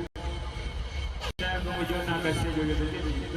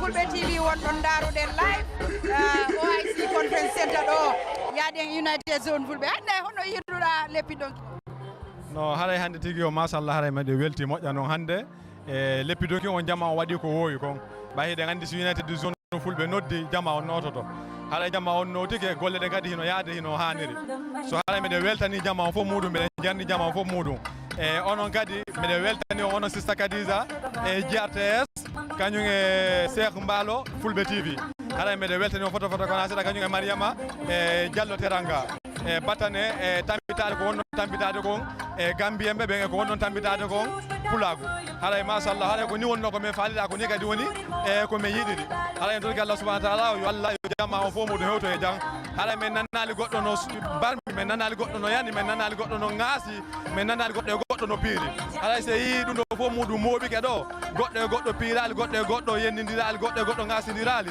haray ɗum fof muɗum ko welo welo moƴƴa haray min weltike min tolna jama fof muɗum miɗen toro kadi mo kala e muɗum yo hewto e jam ko yewri ay ko ɓuuri welde e muradi ɗum hande na fulɓe taw woni ɗo hayɓe nanata pular ari darugol cosaan on no woni yarude non ko no woniri ɗen andi leppi donkin ko inde nden ko fulɓe ɓen innitira kono ko fof muɗum yiɗi e ko ɗum ɗo holli haɗa e jogui to cosa meɗen on e tambito e cosa meɗen on because tagaɗo wona yo hersi ko jeeyi kon si tawi a hersiri ko jeeyɗa ko goɗɗo go ƴettay ɓay sen daari ɗo hande min milan andi ko koñamen hande joolaɓe kañum e ko waytatata ɓen e sereraɓe ɓenne men menen kadi ɗo sikka o leppi donkin ko fimoɗon onon tun min naɓe leppi donki wona fi fulɓe ɓen tun leppi donkin ko inde nden kono ko fi fof muɗum ɓennawa menen kadi ɗo men yahay leppi donki o ɗum ɗo fof muɗum ko welo welo moɗanago si a jokki hunde ha si tawi woni hay mo jeeyaka e haala maɗa ka yiiɗi hunde nde o tambitike nde haray an on woya ɓurtu wakkilade ɓurta jokkugol haray tigi tigi o mbiɗen welti fota ko wona seeɗa mbiɗen jarni jama o fof muɗum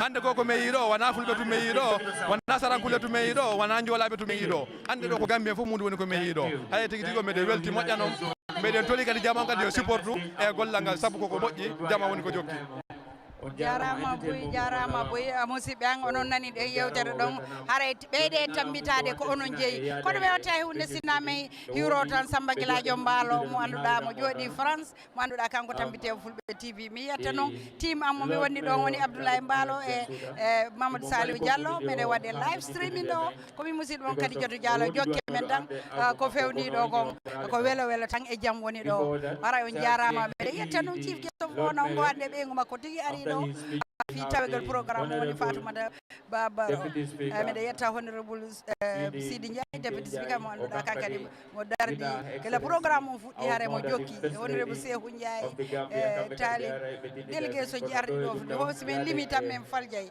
meɗen hiwro fo haare jokke men tan ko woni ɗo ko jintida e jama on seeɗa hande ko pular mi alantama you are highly welcome on the stage. Come and give us your speech, please.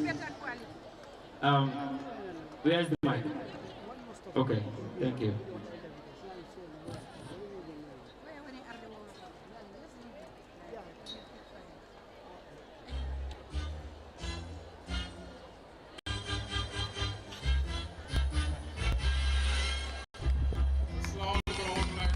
Kella nemo makum yummame Fatoumata Baro Deputy Speaker Alhaji Sidi Ndiaye o salmini Deputy Speaker Honorable Sidi Ndiaye suma xarit la wonde léegi ñu he waaw lu ñaaka maa ngi nuyu Presidential Advisor Mr. Sekou Mbalo o salmini Presidential Advisor Mr. Sekou Mbalo di nuyu délégation bu ñu àndal yépp o salmini jama toliɓe ɗo ɓen fof maa ngi nuyu suma chéri koko Madame Mayoress Salimatu Diallo Ben Souda kanko woni Madame Halimatu o salmini sonnajo makko Salimatu Diallo Ben Souda kontaan nañ pour ñëw fii tey trop ɓe weltike ko ɓe tawɗa men jemma ko moƴƴa di nuyu suma broda MC Cham Junior councilor KMC mo hiwro broda makko MC Diawo MC Cham Junior di nuyu waa United Zone Fulbe nañ jox United Zone Fulbe round of applause oyon kella United Zone Fulbe moƴƴa mo weltaniɓe di leen nuyu si jiitali Lamine Pili Diallo mo feƴƴina yeeso hoorejo maɓɓe on Mr. Lamine Pili Diallo bi mooy 6th edition ko ɗum ɗo woni duuɓi 6 hiɓe wadde nden ɗo an wax dëgg yàlla every year ñi ngay gis higher heights ko haqiqa hitande ɓe hiɓe yiwde magama on no towde so gisee masawar si United Zone Fulbe so yi o tawti United Zone Fulbe imo waɗi ɗimo parce que luñ am yépp ñu ngi ko delloo si askan bi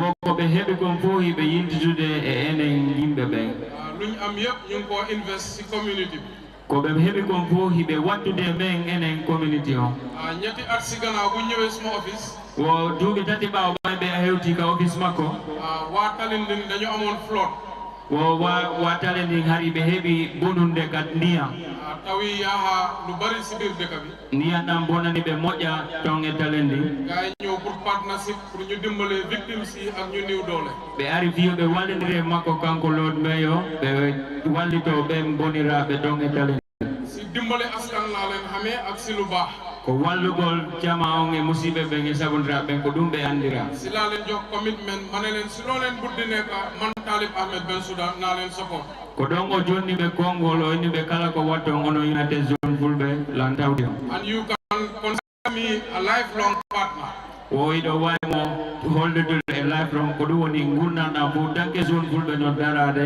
imo wondi e maɓɓe si luma mundi nekka si fuma mundi nekka naa nekka si biir United Zone Fulbe wo kala ko Zone Fulbe wawi wonde e kawi wonde mum hara himo e nder hakkude maɓɓe toon inchallah kon kontaan naa pour ñëwaat fi tey wo mo weltike artugol ɗo hannde après naa fi dellu ba man tam ma nekka market di fi dellu di fi ñëw rek inchallah o wonay ɗo ha so ƴetti tugurde hara imo arde United Zone Fulbe di promote the Fulbe culture the Fula culture as a Gambian culture, as a national culture. O banta dengal mengal pular duwana hala lady mending e hala lady janane de fo inshallah.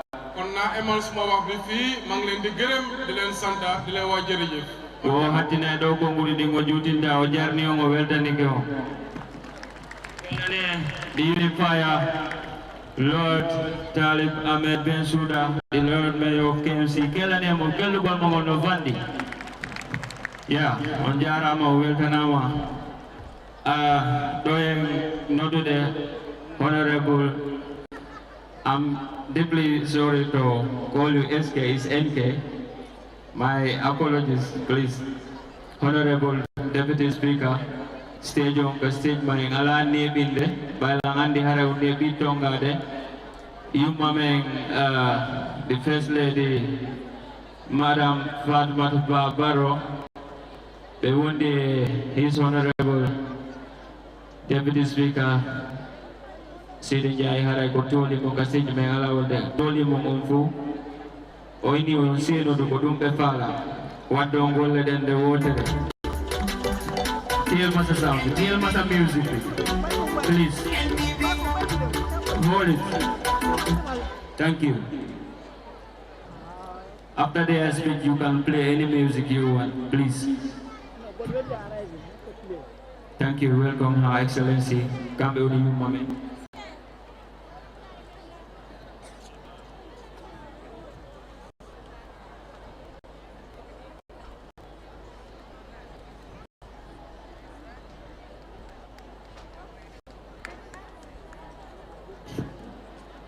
Assalamualaikum warahmatullahi taala wabarakatuh.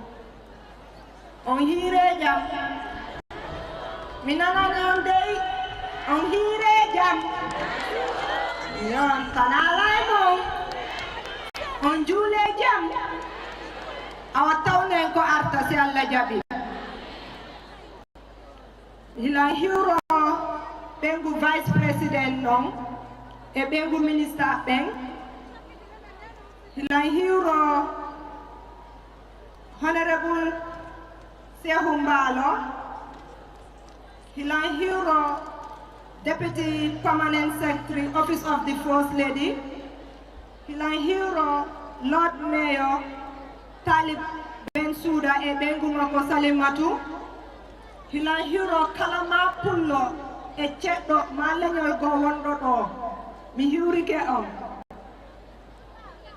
Hande woni first time hilang ara programme on yidu before mi faate arde kono andi julde siyoni hare hajuji din no heewi min non mi faalaga haalde ko heewi because Sidi Njai ko modian ko islamian ko biddam mo jombi modian kadi ko dendira makko joni mi wata yawtude yeso mi jonne mo may kon kanko hiwrondiro e mon o haala e dow fi an on jarama.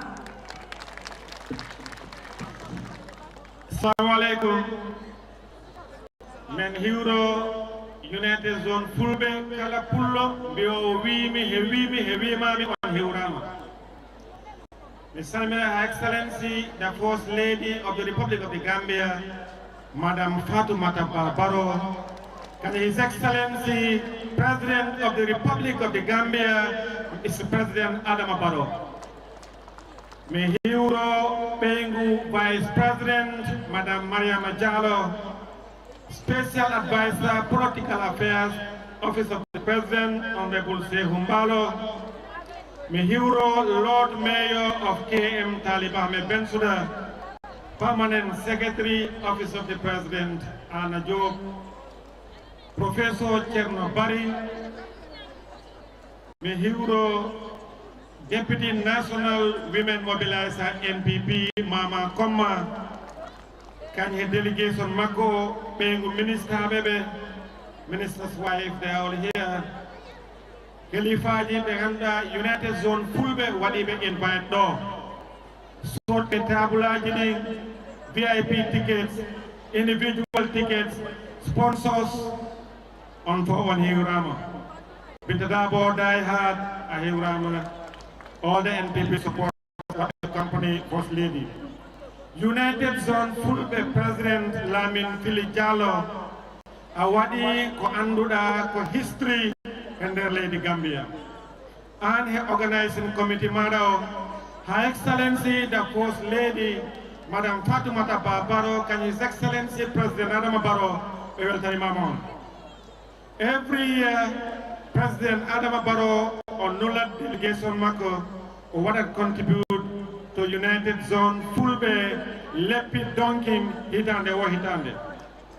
President Barrow o inni yo Her Excellency Fatoumata Baro innu on United Zone Fulbe ko association mako ko kanko woni President Gambia ko o pullo no moɗon ni ko mo moɗon si tawi hande United Zone Fulbe darima fi yiide culture fi yiide cosan fi yiide pulaku on andini yimɓe ɓen on weltini yimɓe ɓen on fiji on addi ko honɗum woni culture pullo ko pullo tigi ko honɗum woni pulaku nden President Barrow inni golle makko kanko woni yeesojo leydi Gambia nden noon o tawti on he on golle o nanguide he moɗon nayno hono mo walla.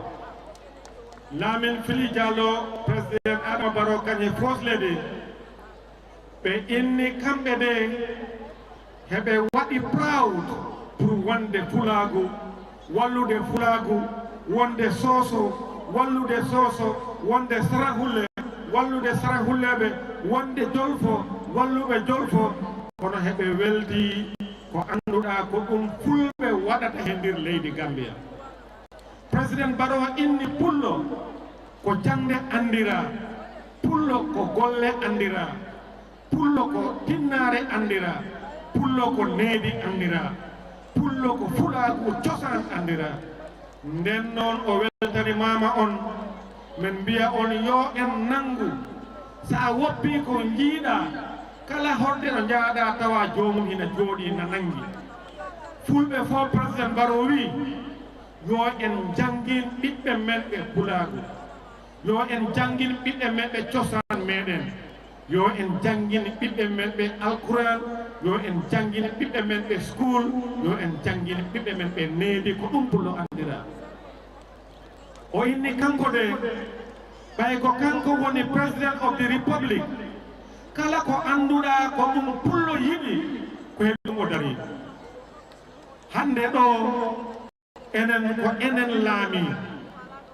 sa yi hande Gambia ɗo First Lady ari ɗo mene mi wonino he laamu APRC duuɓi sappo pawɗi mi wonino député APRC duuɓi sappo hitande fo men ko minen sosno fulɓe Africa kono président meeɗa men nulde toon ɓeygu président meeɗa toon yaade President Barrow bila o laami hitande o hitande Fatoumata Barrow yahay programme fulɓe Africa woni 10e hitande fof hitande United Zone Fulbe President Adama Barrow immina délégation hikka o immini Fatoumata Barrow nden noon ko enen jiino laamu ngu ko laamu meɗen ya a nangu fulɓe hande fulɓe Mali fulɓe Ethiopia fulɓe Burkina Faso fulɓe Guinée Bissau fulɓe Soudan fulɓe Egypte fulɓe Guinée Bissau fulɓe Guinée Conakry fulɓe Gambie ko enen ɓuri heewde e aduna he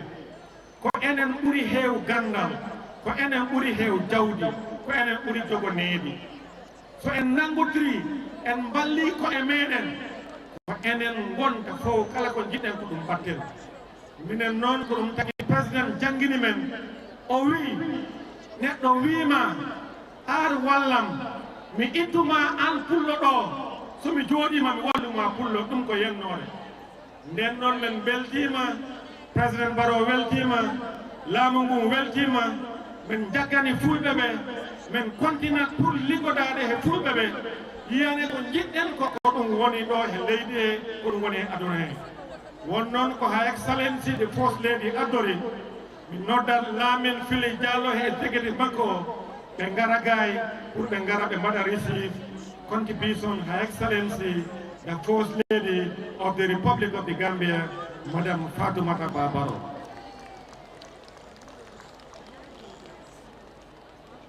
Se en hooti kadi yo en wat feere nangen ɓeyden jam wonɗo he leydi he hande ɓaawo jam ala ko heƴi so a yi haɗa yaha juma haɗa yaha ɗa liggoyo ɗa yaha golle haɗa yaha ɗa rema ko won président heeɓi jam jam hina leydi he président Barrow o inni o weltanima fulɓe ɓen no nangirɗen ni no gonirɗen ni needi no tinnirɗen ni kadi no teddinirɗen lu'a leydi Gambia o weltani mama on jarama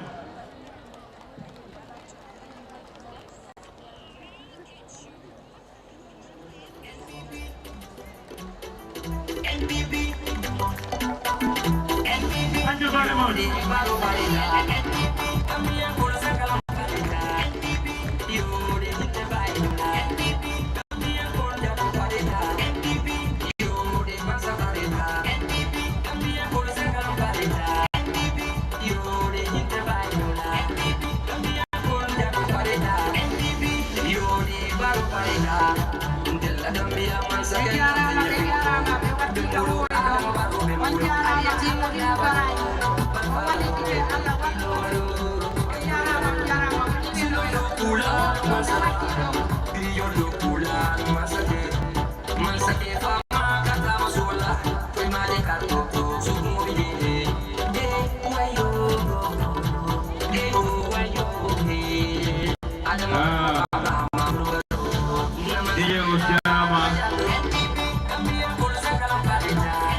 Thank you, DJ Us.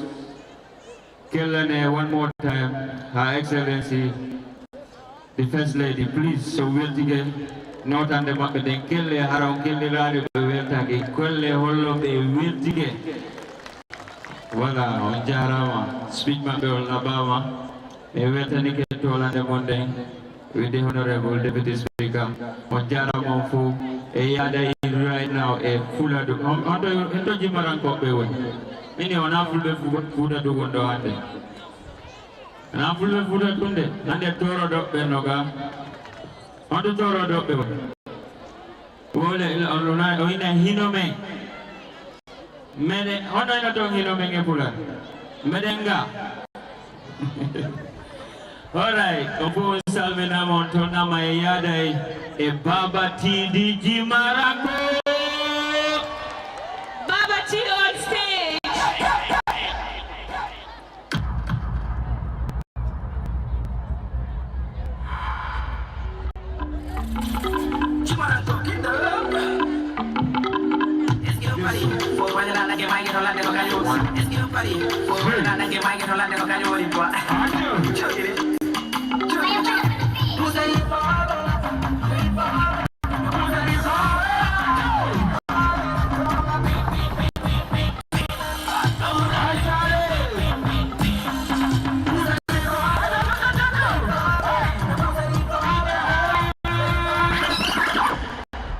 Minanari, ondo bide fuga woni pulla fura woni fulla kunda choro domina. Hai Charlie. Kajira mubio sauta domina. Sesa. Yune zone on salminama. Tegoi evite baba tikono ko hande alla nyaawi. Aichu. E chambini president o lamungu Adama Barrow sidi njaay Fatoumata Ba Barrow. Merci. O kam nene kala giddo nene jo sauta domina na o ko mo. Hai Charlie. Kala do. Chuaranka. Nabi Paula Bente.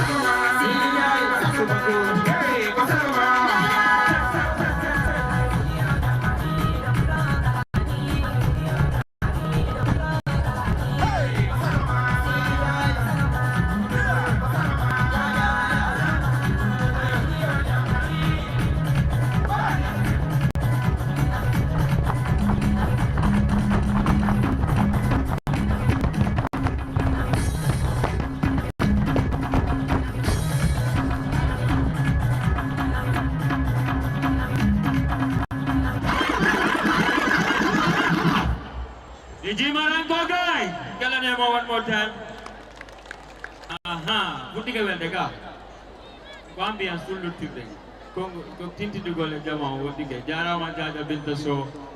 Megoa made the program didn't con Alhamdulillah. Zone Pulbewa, my altin the Gotoli Mange go to apply show. A family uncle Jaja Ha Jaja Jali Ha Jaja Hebo. Special Jaja. Thank you for coming.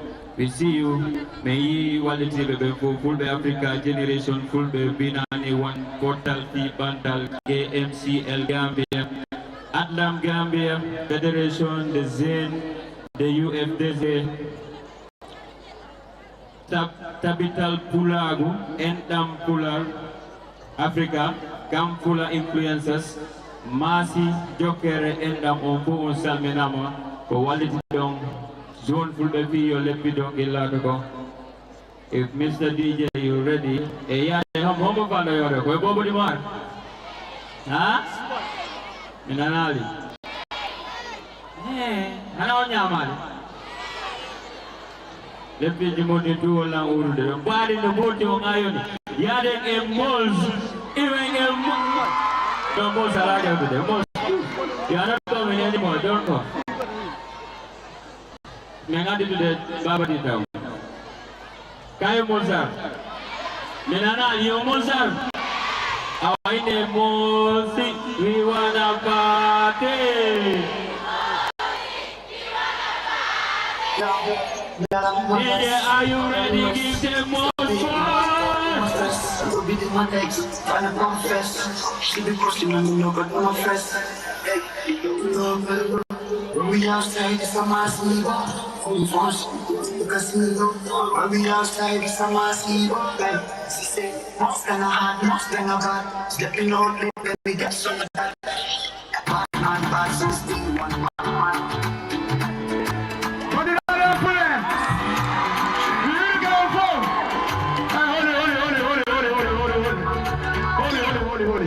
Assalamu alaikum.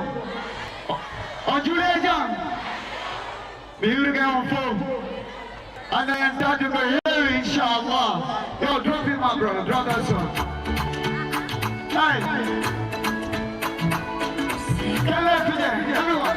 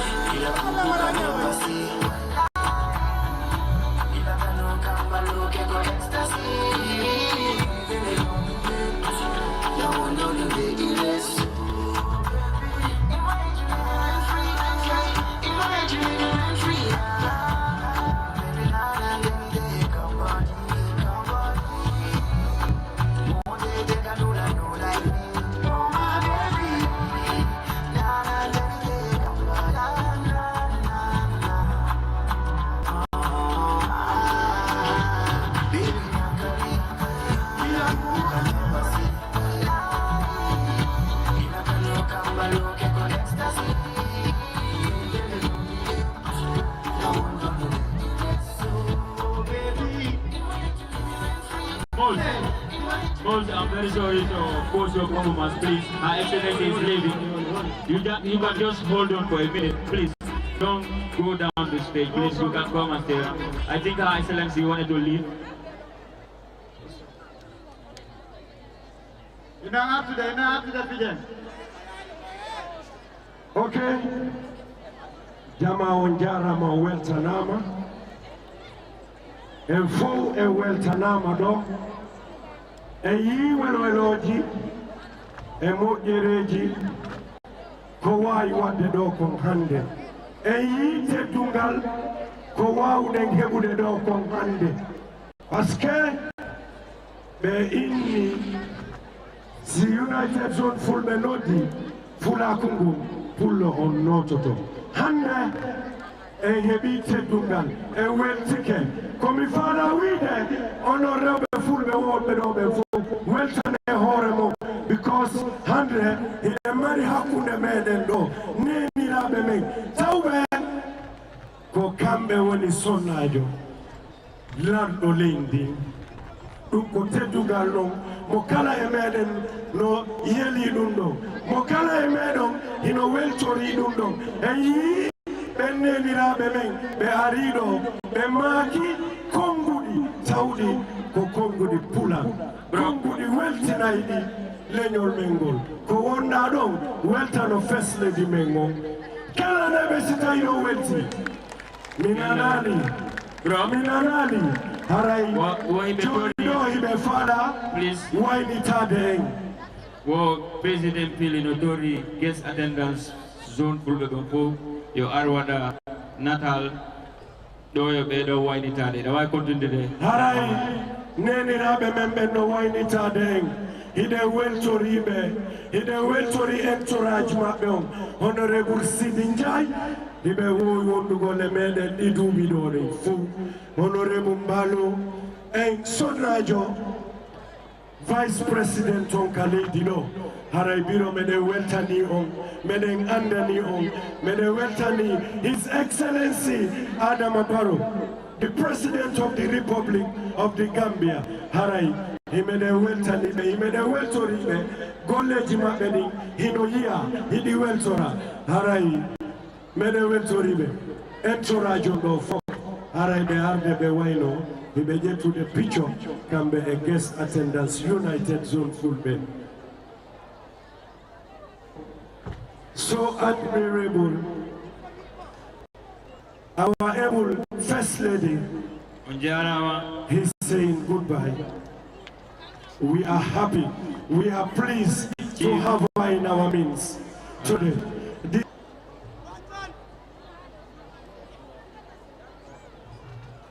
Arai MS. Yeah. Arai nene meden be wine ticket. Be weltanama. Arai meden you go kella me please be wine ticket. Please. Holle o welike ko be sedi ka leppi donkin kon kella no be wine to toro de yimbe Excellency. Thank you, Honorable Thank you, everyone for coming. Thank you, Honorable First Lady.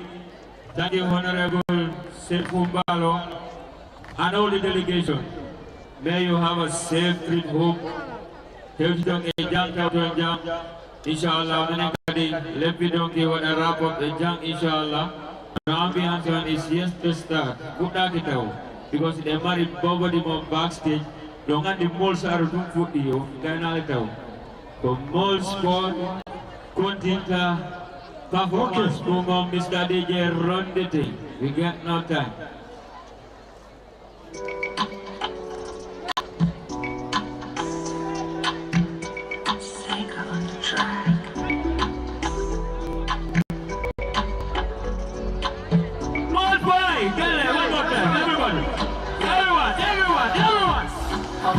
Hey, show me my boy, my friends. So go be my next friend, my friends.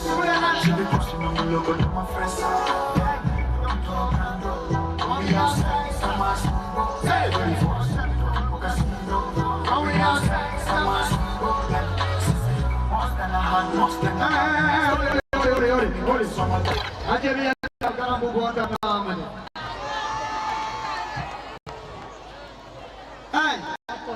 Yo, we don't come do when we outside is up. Set 24/7 to hold casino.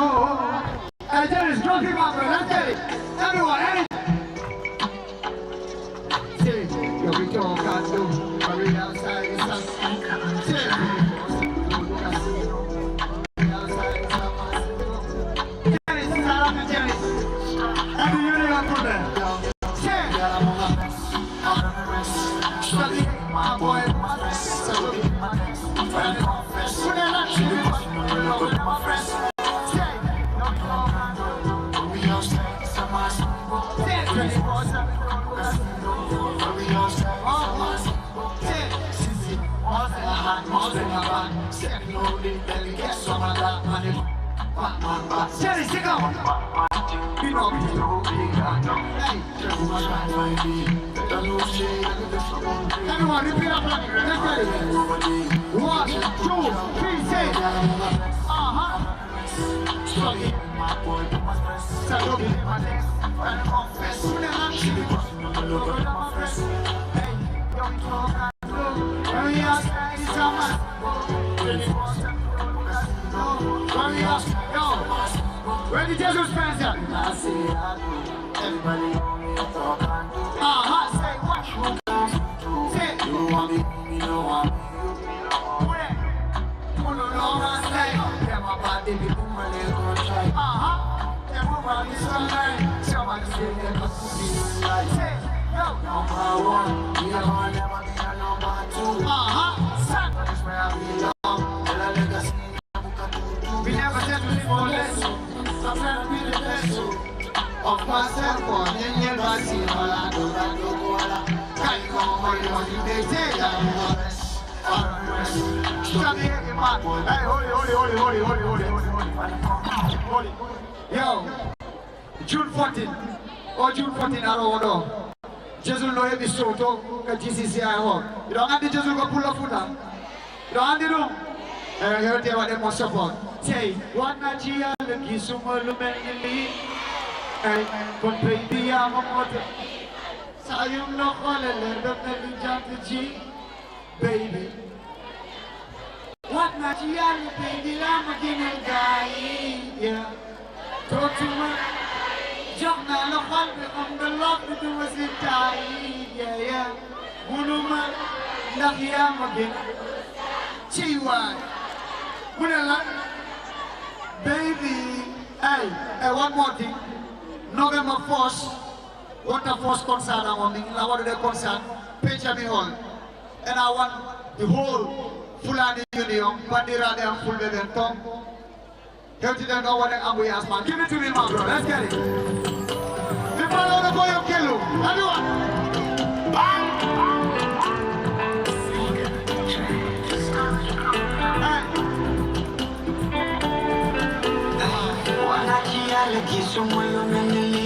Sit down. Baby, I'm a Montalina. So you love all the many jumping. I get it, man. The man of Kelu, look at me, everyone.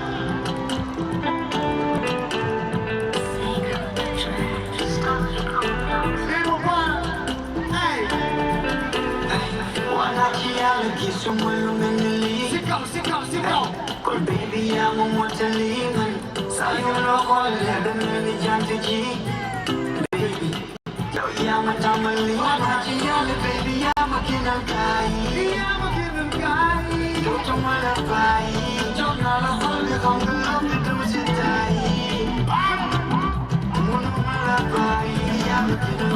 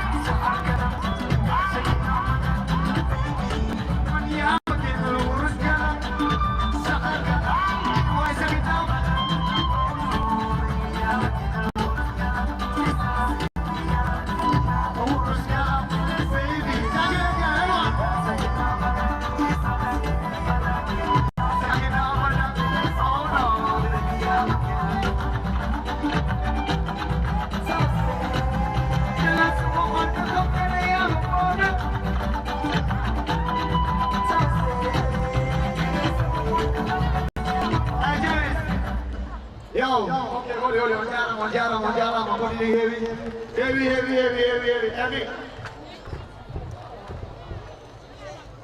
So, yo, you push down the bell, then I mos. Ang ina ni John Pele, ina ni pulan. Hindi ko minito pulo fulani. Era ko jallo jeta. Jallo da bondo. Jallo da. Hey, vamos nos a ver ahí. Drop it. Hey, go on the first plug and pull up. Get it.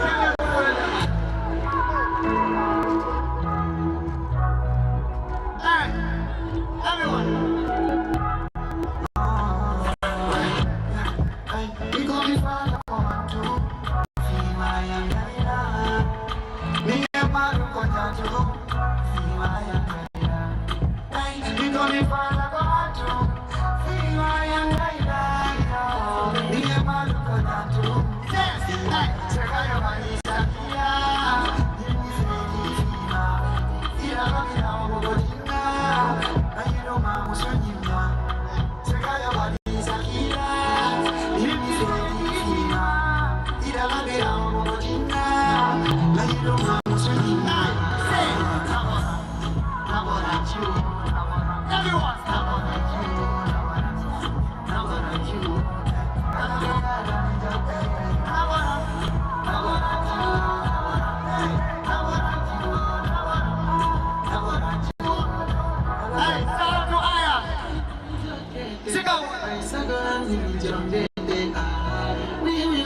Shout out to Lion, my brother. Cause you're very necessary. Anytime when you need me, I'll be there for you. You're my lady. Body too good, ignite it. Sama sukuna, sama sexy. Ne aya, na meet.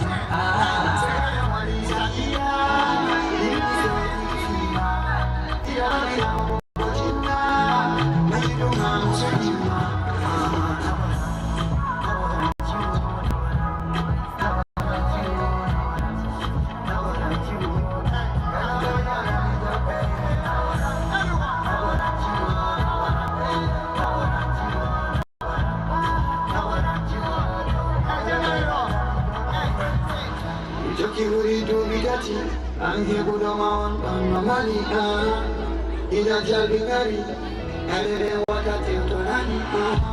The way you touch my body makes me fall for you. The way you give me my body, surely I'm into you. The body, my bella, bella.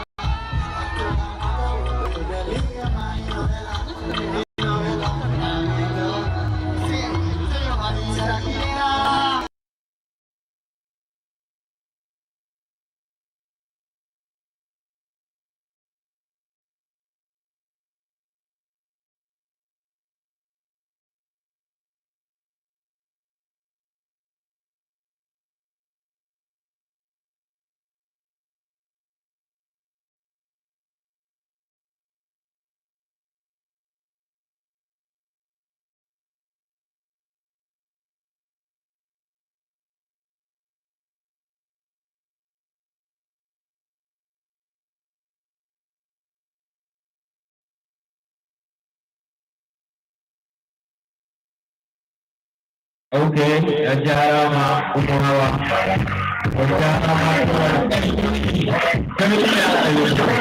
How are you doing? Pula community namanya festival itu berlangsung dekat Keynote festival.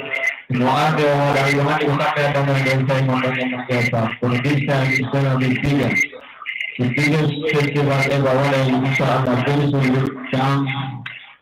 Keynote festival with Pula community very soon insyaAllah. In many national movement, the right about the power of is added God of Adula every year. We have the nails. Every year, I want you to come on the grand ambassador of United States. What whatever. Inanan. I'm trying to go to the world. So, very good. Inakai, orang yang mau dah mau pada ini deh. Wadah mana lagi? Wadah mana lagi? Kalau mau lagi mana sebenarnya pada ibu beriman. Kami mati lagi. Oke mungkin. Amin tu. Semua yang kayu mau dah mau pada. Dia ada yang ini. Boleh menonton ni sesuatu.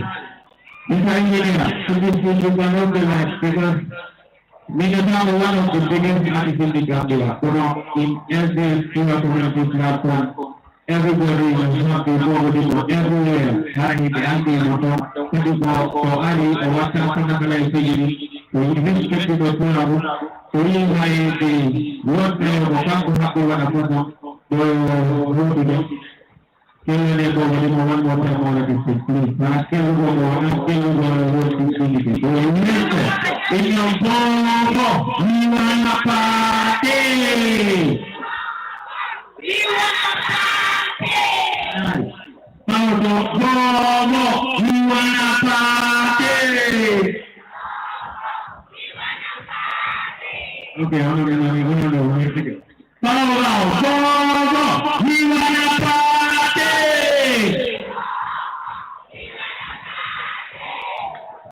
Jadi nabi ini nabi yang lalu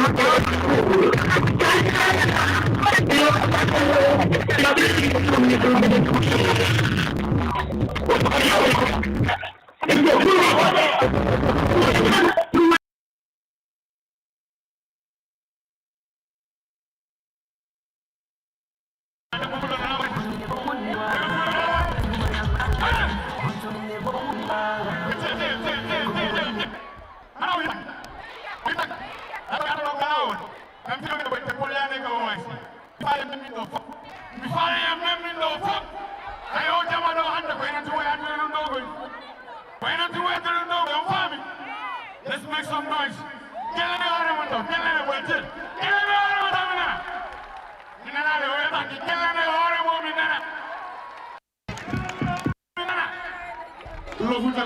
Let's go. Ulofuta ko daneja ko Fatuma Keneja.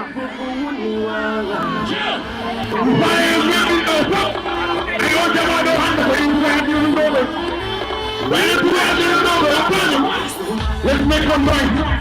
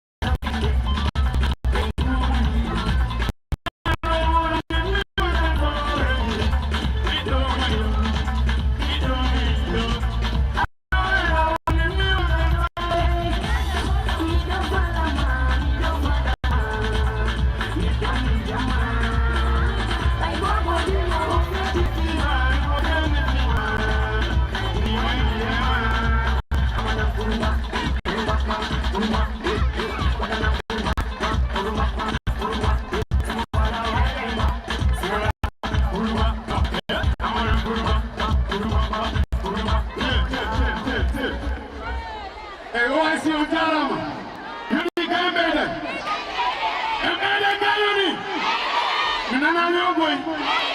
Tawul ko tango woni baame inde yeme. That's what's up. Hey yo, before next someone no no. Boy, amari salimatu ka. Amari salimatu. Andi nani wo dembo la bado ko salimatu yinete. Ya. Ko Mariama. Ko Aisha. Ko Sire. Okay, dembo la bado ko dembo pulo ka. Dembo la bado ko dembo pulo ka. Wait, till. Mi hiro taw guest bebe do. On jarama, on jarnama, on wetanama. On acci sohla ñu moni fo on ari do tagul pulago. Me welti ke me seytinali. Mus especially nak Ahmed Talib Bensouda. Biko nedo. Kala programme mo mi wata, kala programme mo mi tawa, simi haldi mo wada en tawdi makko e mo. Okay? Mi yetta force legion Fatou Babaro o ari o yehi e andi ko protocol. Mi yetta Sidi Jai. Kono odo mi yimanaymo. Odo mi jarnaymo sabuna la weltami. Next song is Salimatu. Sonna makko Salimatu yinete. You see? It's a coincidence. I want to come down and get you.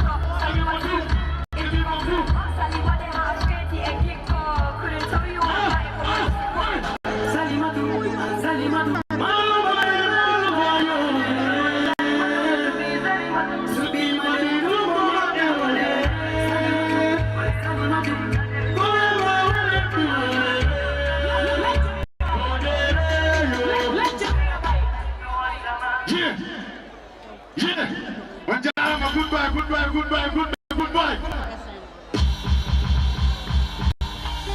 Are you feeling?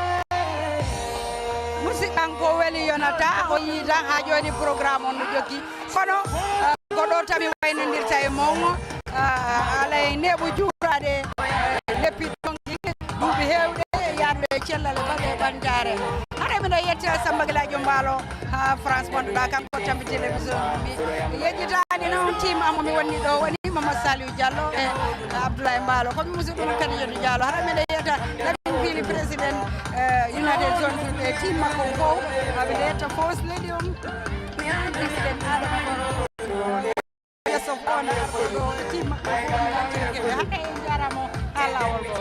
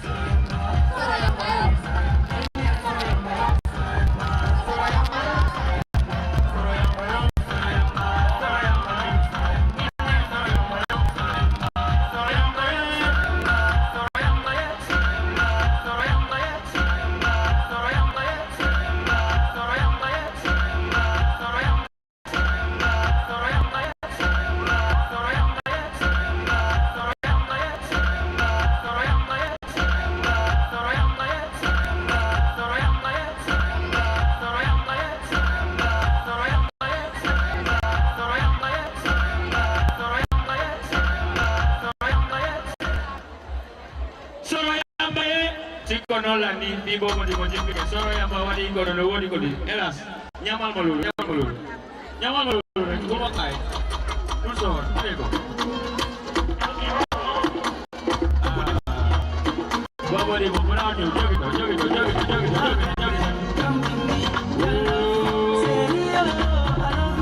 I love you let it go thank you give me nyamal malu woman Gak iya dulu ya. Kenapa buka iya nggak dulu ya? Dia mau dulu. Gue mau. Bukan lihat Komba Unda. The hittest song in town.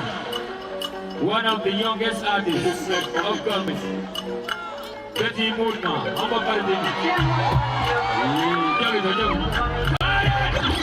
Thank you. Mombari. You are Gayon. Bestie boy on stage, give me Bestie boy, don't have Betty Mood Martin. Betty Mood will hand the Kodo Habimbi. Bestie boy, come. The mic is yours. Yo.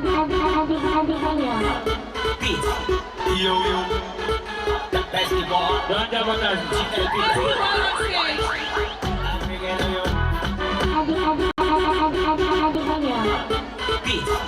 Yo.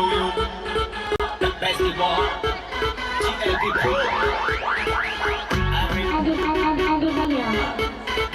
Holy DJ, next song, no time to waste. Hey, so coming now.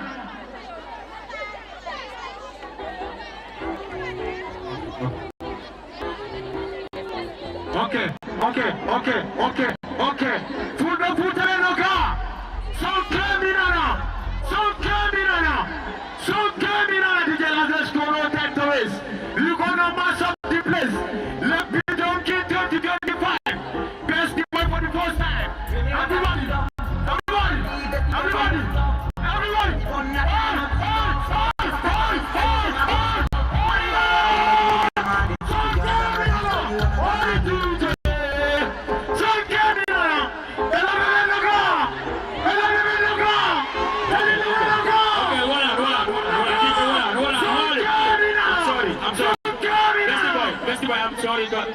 continue. Just a minute, just hold on. The Lord Mayor is about to leave.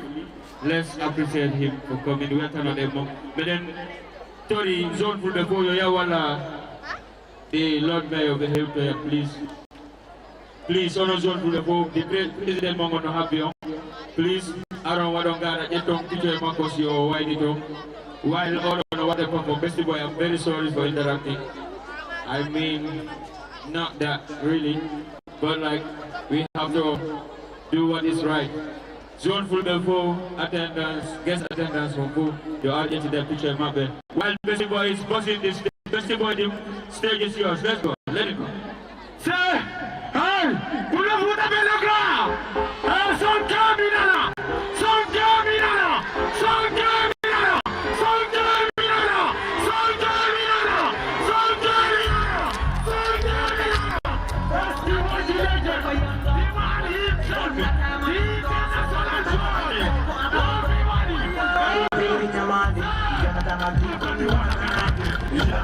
joy.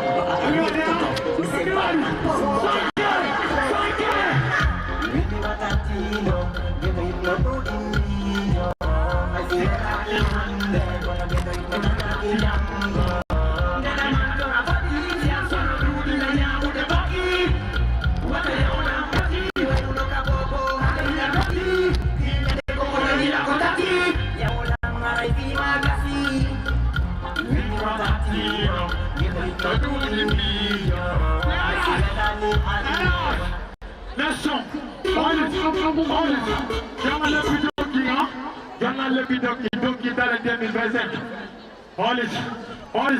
La photo nos jours de concert labe. La photo nos jours de concert labe hanki. Ko sabu concert hadina yawbe. United Zone Full Sino City and Papa no Toto. Festival. So Caminana. Everyone say we wanna party. Let's go. No time to waste. United Zone Super to the fucking wall. So Caminana. So Caminana. So Caminana. So Caminana. So Caminana. Everybody.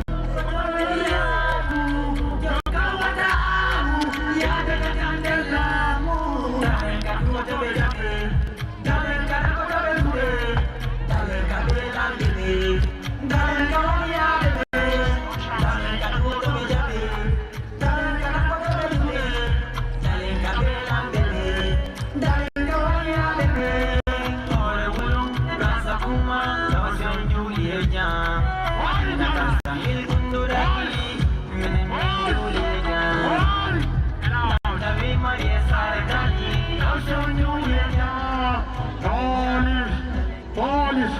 To be honest, we will take a photo. One more time. One more time. In the festival. And let's pick up one more time, please. All right. I do not know anymore under below. Let's go 100. Or t-shirt moyoto. Go t-shirt below. Let's go. Calendar of Falad below. Let's go. You body celebrity. With me so dear or t-shirt fee or nagolmo. Just go want to call support. Then me okaka or t-shirt. Me go buri meeting or so your t-shirt. Call me in there too. Thank you, thank you, Mr. Boy. Thank you. One more time. Please. I want you to t-shirt and Mokango Day. Thank you. I want you to t-shirt and Mokango Day. Thank you. I want you to t-shirt and Mokango Day. Go buri meeting. Go join me one day. One day I'm going to meet you. Mr. Boy. Amaya.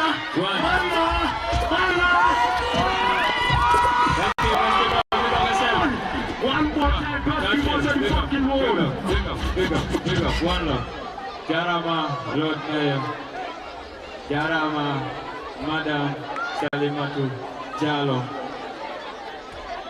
The able mother, the beautiful mother of the Lord Mayor Talib Ahmed Bensouda. Jan Amakala Akro, Jarama John Fulbe. Jube Mompe Yodi, Lepidi Mbazeni, Full Alabama. Jarama President Pili, Mr. Lamin Pili. Humble body you will put. Hey, no fighting, please, no fight, hey.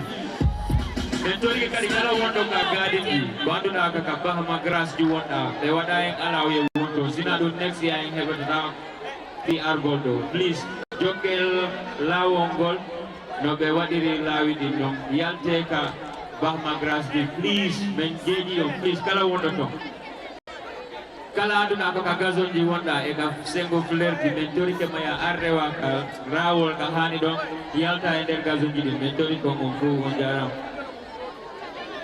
mentori ka yo ngati piru gol piru ko please narum security on yetta action please mentori ka taw jaburu yanti do mo jettu de wogo kanko je joni ade dole ka wala ade mi sena no mare ade o yi senu o yi ari senu do dole ka ade mi sena no dole ko don piru don de sinadu mo bo wante are so ngare enjoyment me sakito ron ka police me yidadu mentori ko please e wadi maintain kutu mo halan ni please ade piso mo dare ka on jara ma fulbe ko te dinga ngore mo please okay give me this give me please okay now none of you have your drum for the water pipe this is just the side obe mo no why so do do ni what don't no go zero deo please LEPPI di money no go zero deo ono ga do wa hebu de brand go zero deo milang holy you big up yourself you don't know don't fight everyone andu ko kango tino mo di passing the way and mo ka pass Langandi ko, this guy when he responsibility Bilo Lasco Gambia Mako, how to call it, very celebrity. Mitori Kamaranti sa dojo na mo karoma niya ni damo because of festival work him. Me very celebrity somewhere around the stage, please. Around Dolokong the Piru de Pimako, please. Jona Montu mama niya ni dao. Thank you.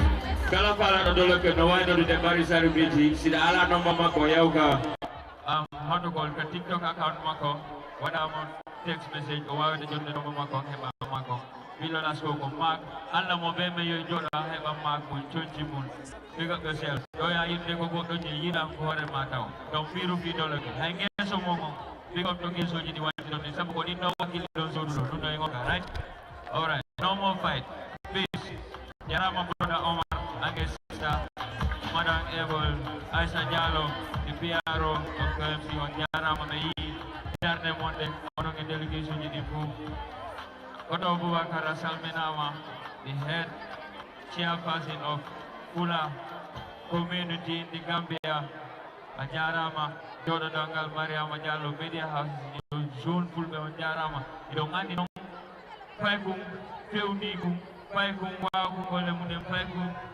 jilgine kum kodine kum kombo ha kombo ni hide somma ko Kopeti Woodman. What Wali hite song mako. Kono song minute. Anu do song minute wala mara masuk rai. Ha? Biya ni maduno ngoboro zono. Kono song minute. Bajona mose ni nyamal masitu dire kai mara pani mun ma mi fala yo sakin ni ko jat oko ngai dilan ai pasi mun ni oko mo di do ni do nawa pasi mun ni ngacho ni do ti kango yo wa gono ni album mako on pari walu gol pani mun ma 1 2 pani mun ma yo 1 ni fala na jogi do many fellas sit down bro tell us no one wala ko tudre mutma men fala hilde mani do wayo na English kono on hersa e wurgol pular wona bi wona mi wana pandi ko woni fala mi jogo ka mutma mi wana pande mutma men fala hilde mutma uste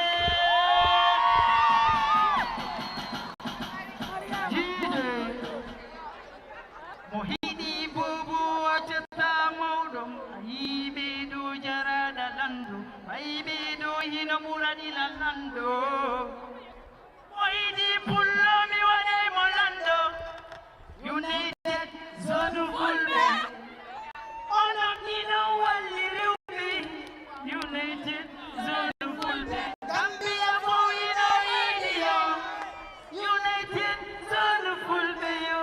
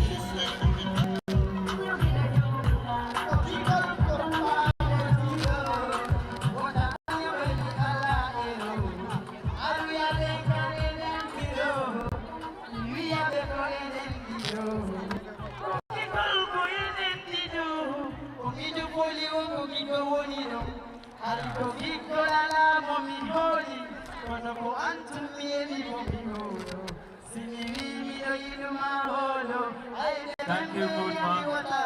Thank you, Zone Fulbe. Thank you, Leppi Donkin. Thank you, everyone for Kalaka Euri. awoni kimusu bembe yiduma wulli tawali no bembe mi yo yidama wala to ka bembe ay ko antum wali tami bembe Jarama Mutma, wonderful performance. Kela nemo one more time. O weltana matola nene nabama meningande falaka jema olanda kono konudo sayo ngokuno ala any more activities inshallah haray e wada rapo pre konudo haldino den e wonande jogi be OIC be no e 1 o'clock kono fay be joni en extra 10 minutes fiyo fulti mutma wawande perform o weltana mo menen tori arbe be fo Allah be hewto jam menen yafino anything any mistake wanduɗa me waɗi ko haalowo faljata kala simin haaliga konkuɗi ɗe annduɗa ɗe hana walla ɓe membajo of zone waɗima ko annduɗa o tewaki haray ko ɓittu tum wona fihi mo boni mbeɗen yaafino on fof mbeɗen torano hewtoyde jaam yo tabatiti taw jaɓu baali ɗin bo taw jamɓe kisi e mon on jarama for the love for the support for everything all the media houses all VIPs, VVIPs, individuals, kala waw noɗo ɗo arde men weltanike ma min men salminima men manditike ma men toranike ma kala ko ɗaɓɓata ko moƴƴi yo Allah newnane heɓa ɗum ɗo e next year inchallah on jarama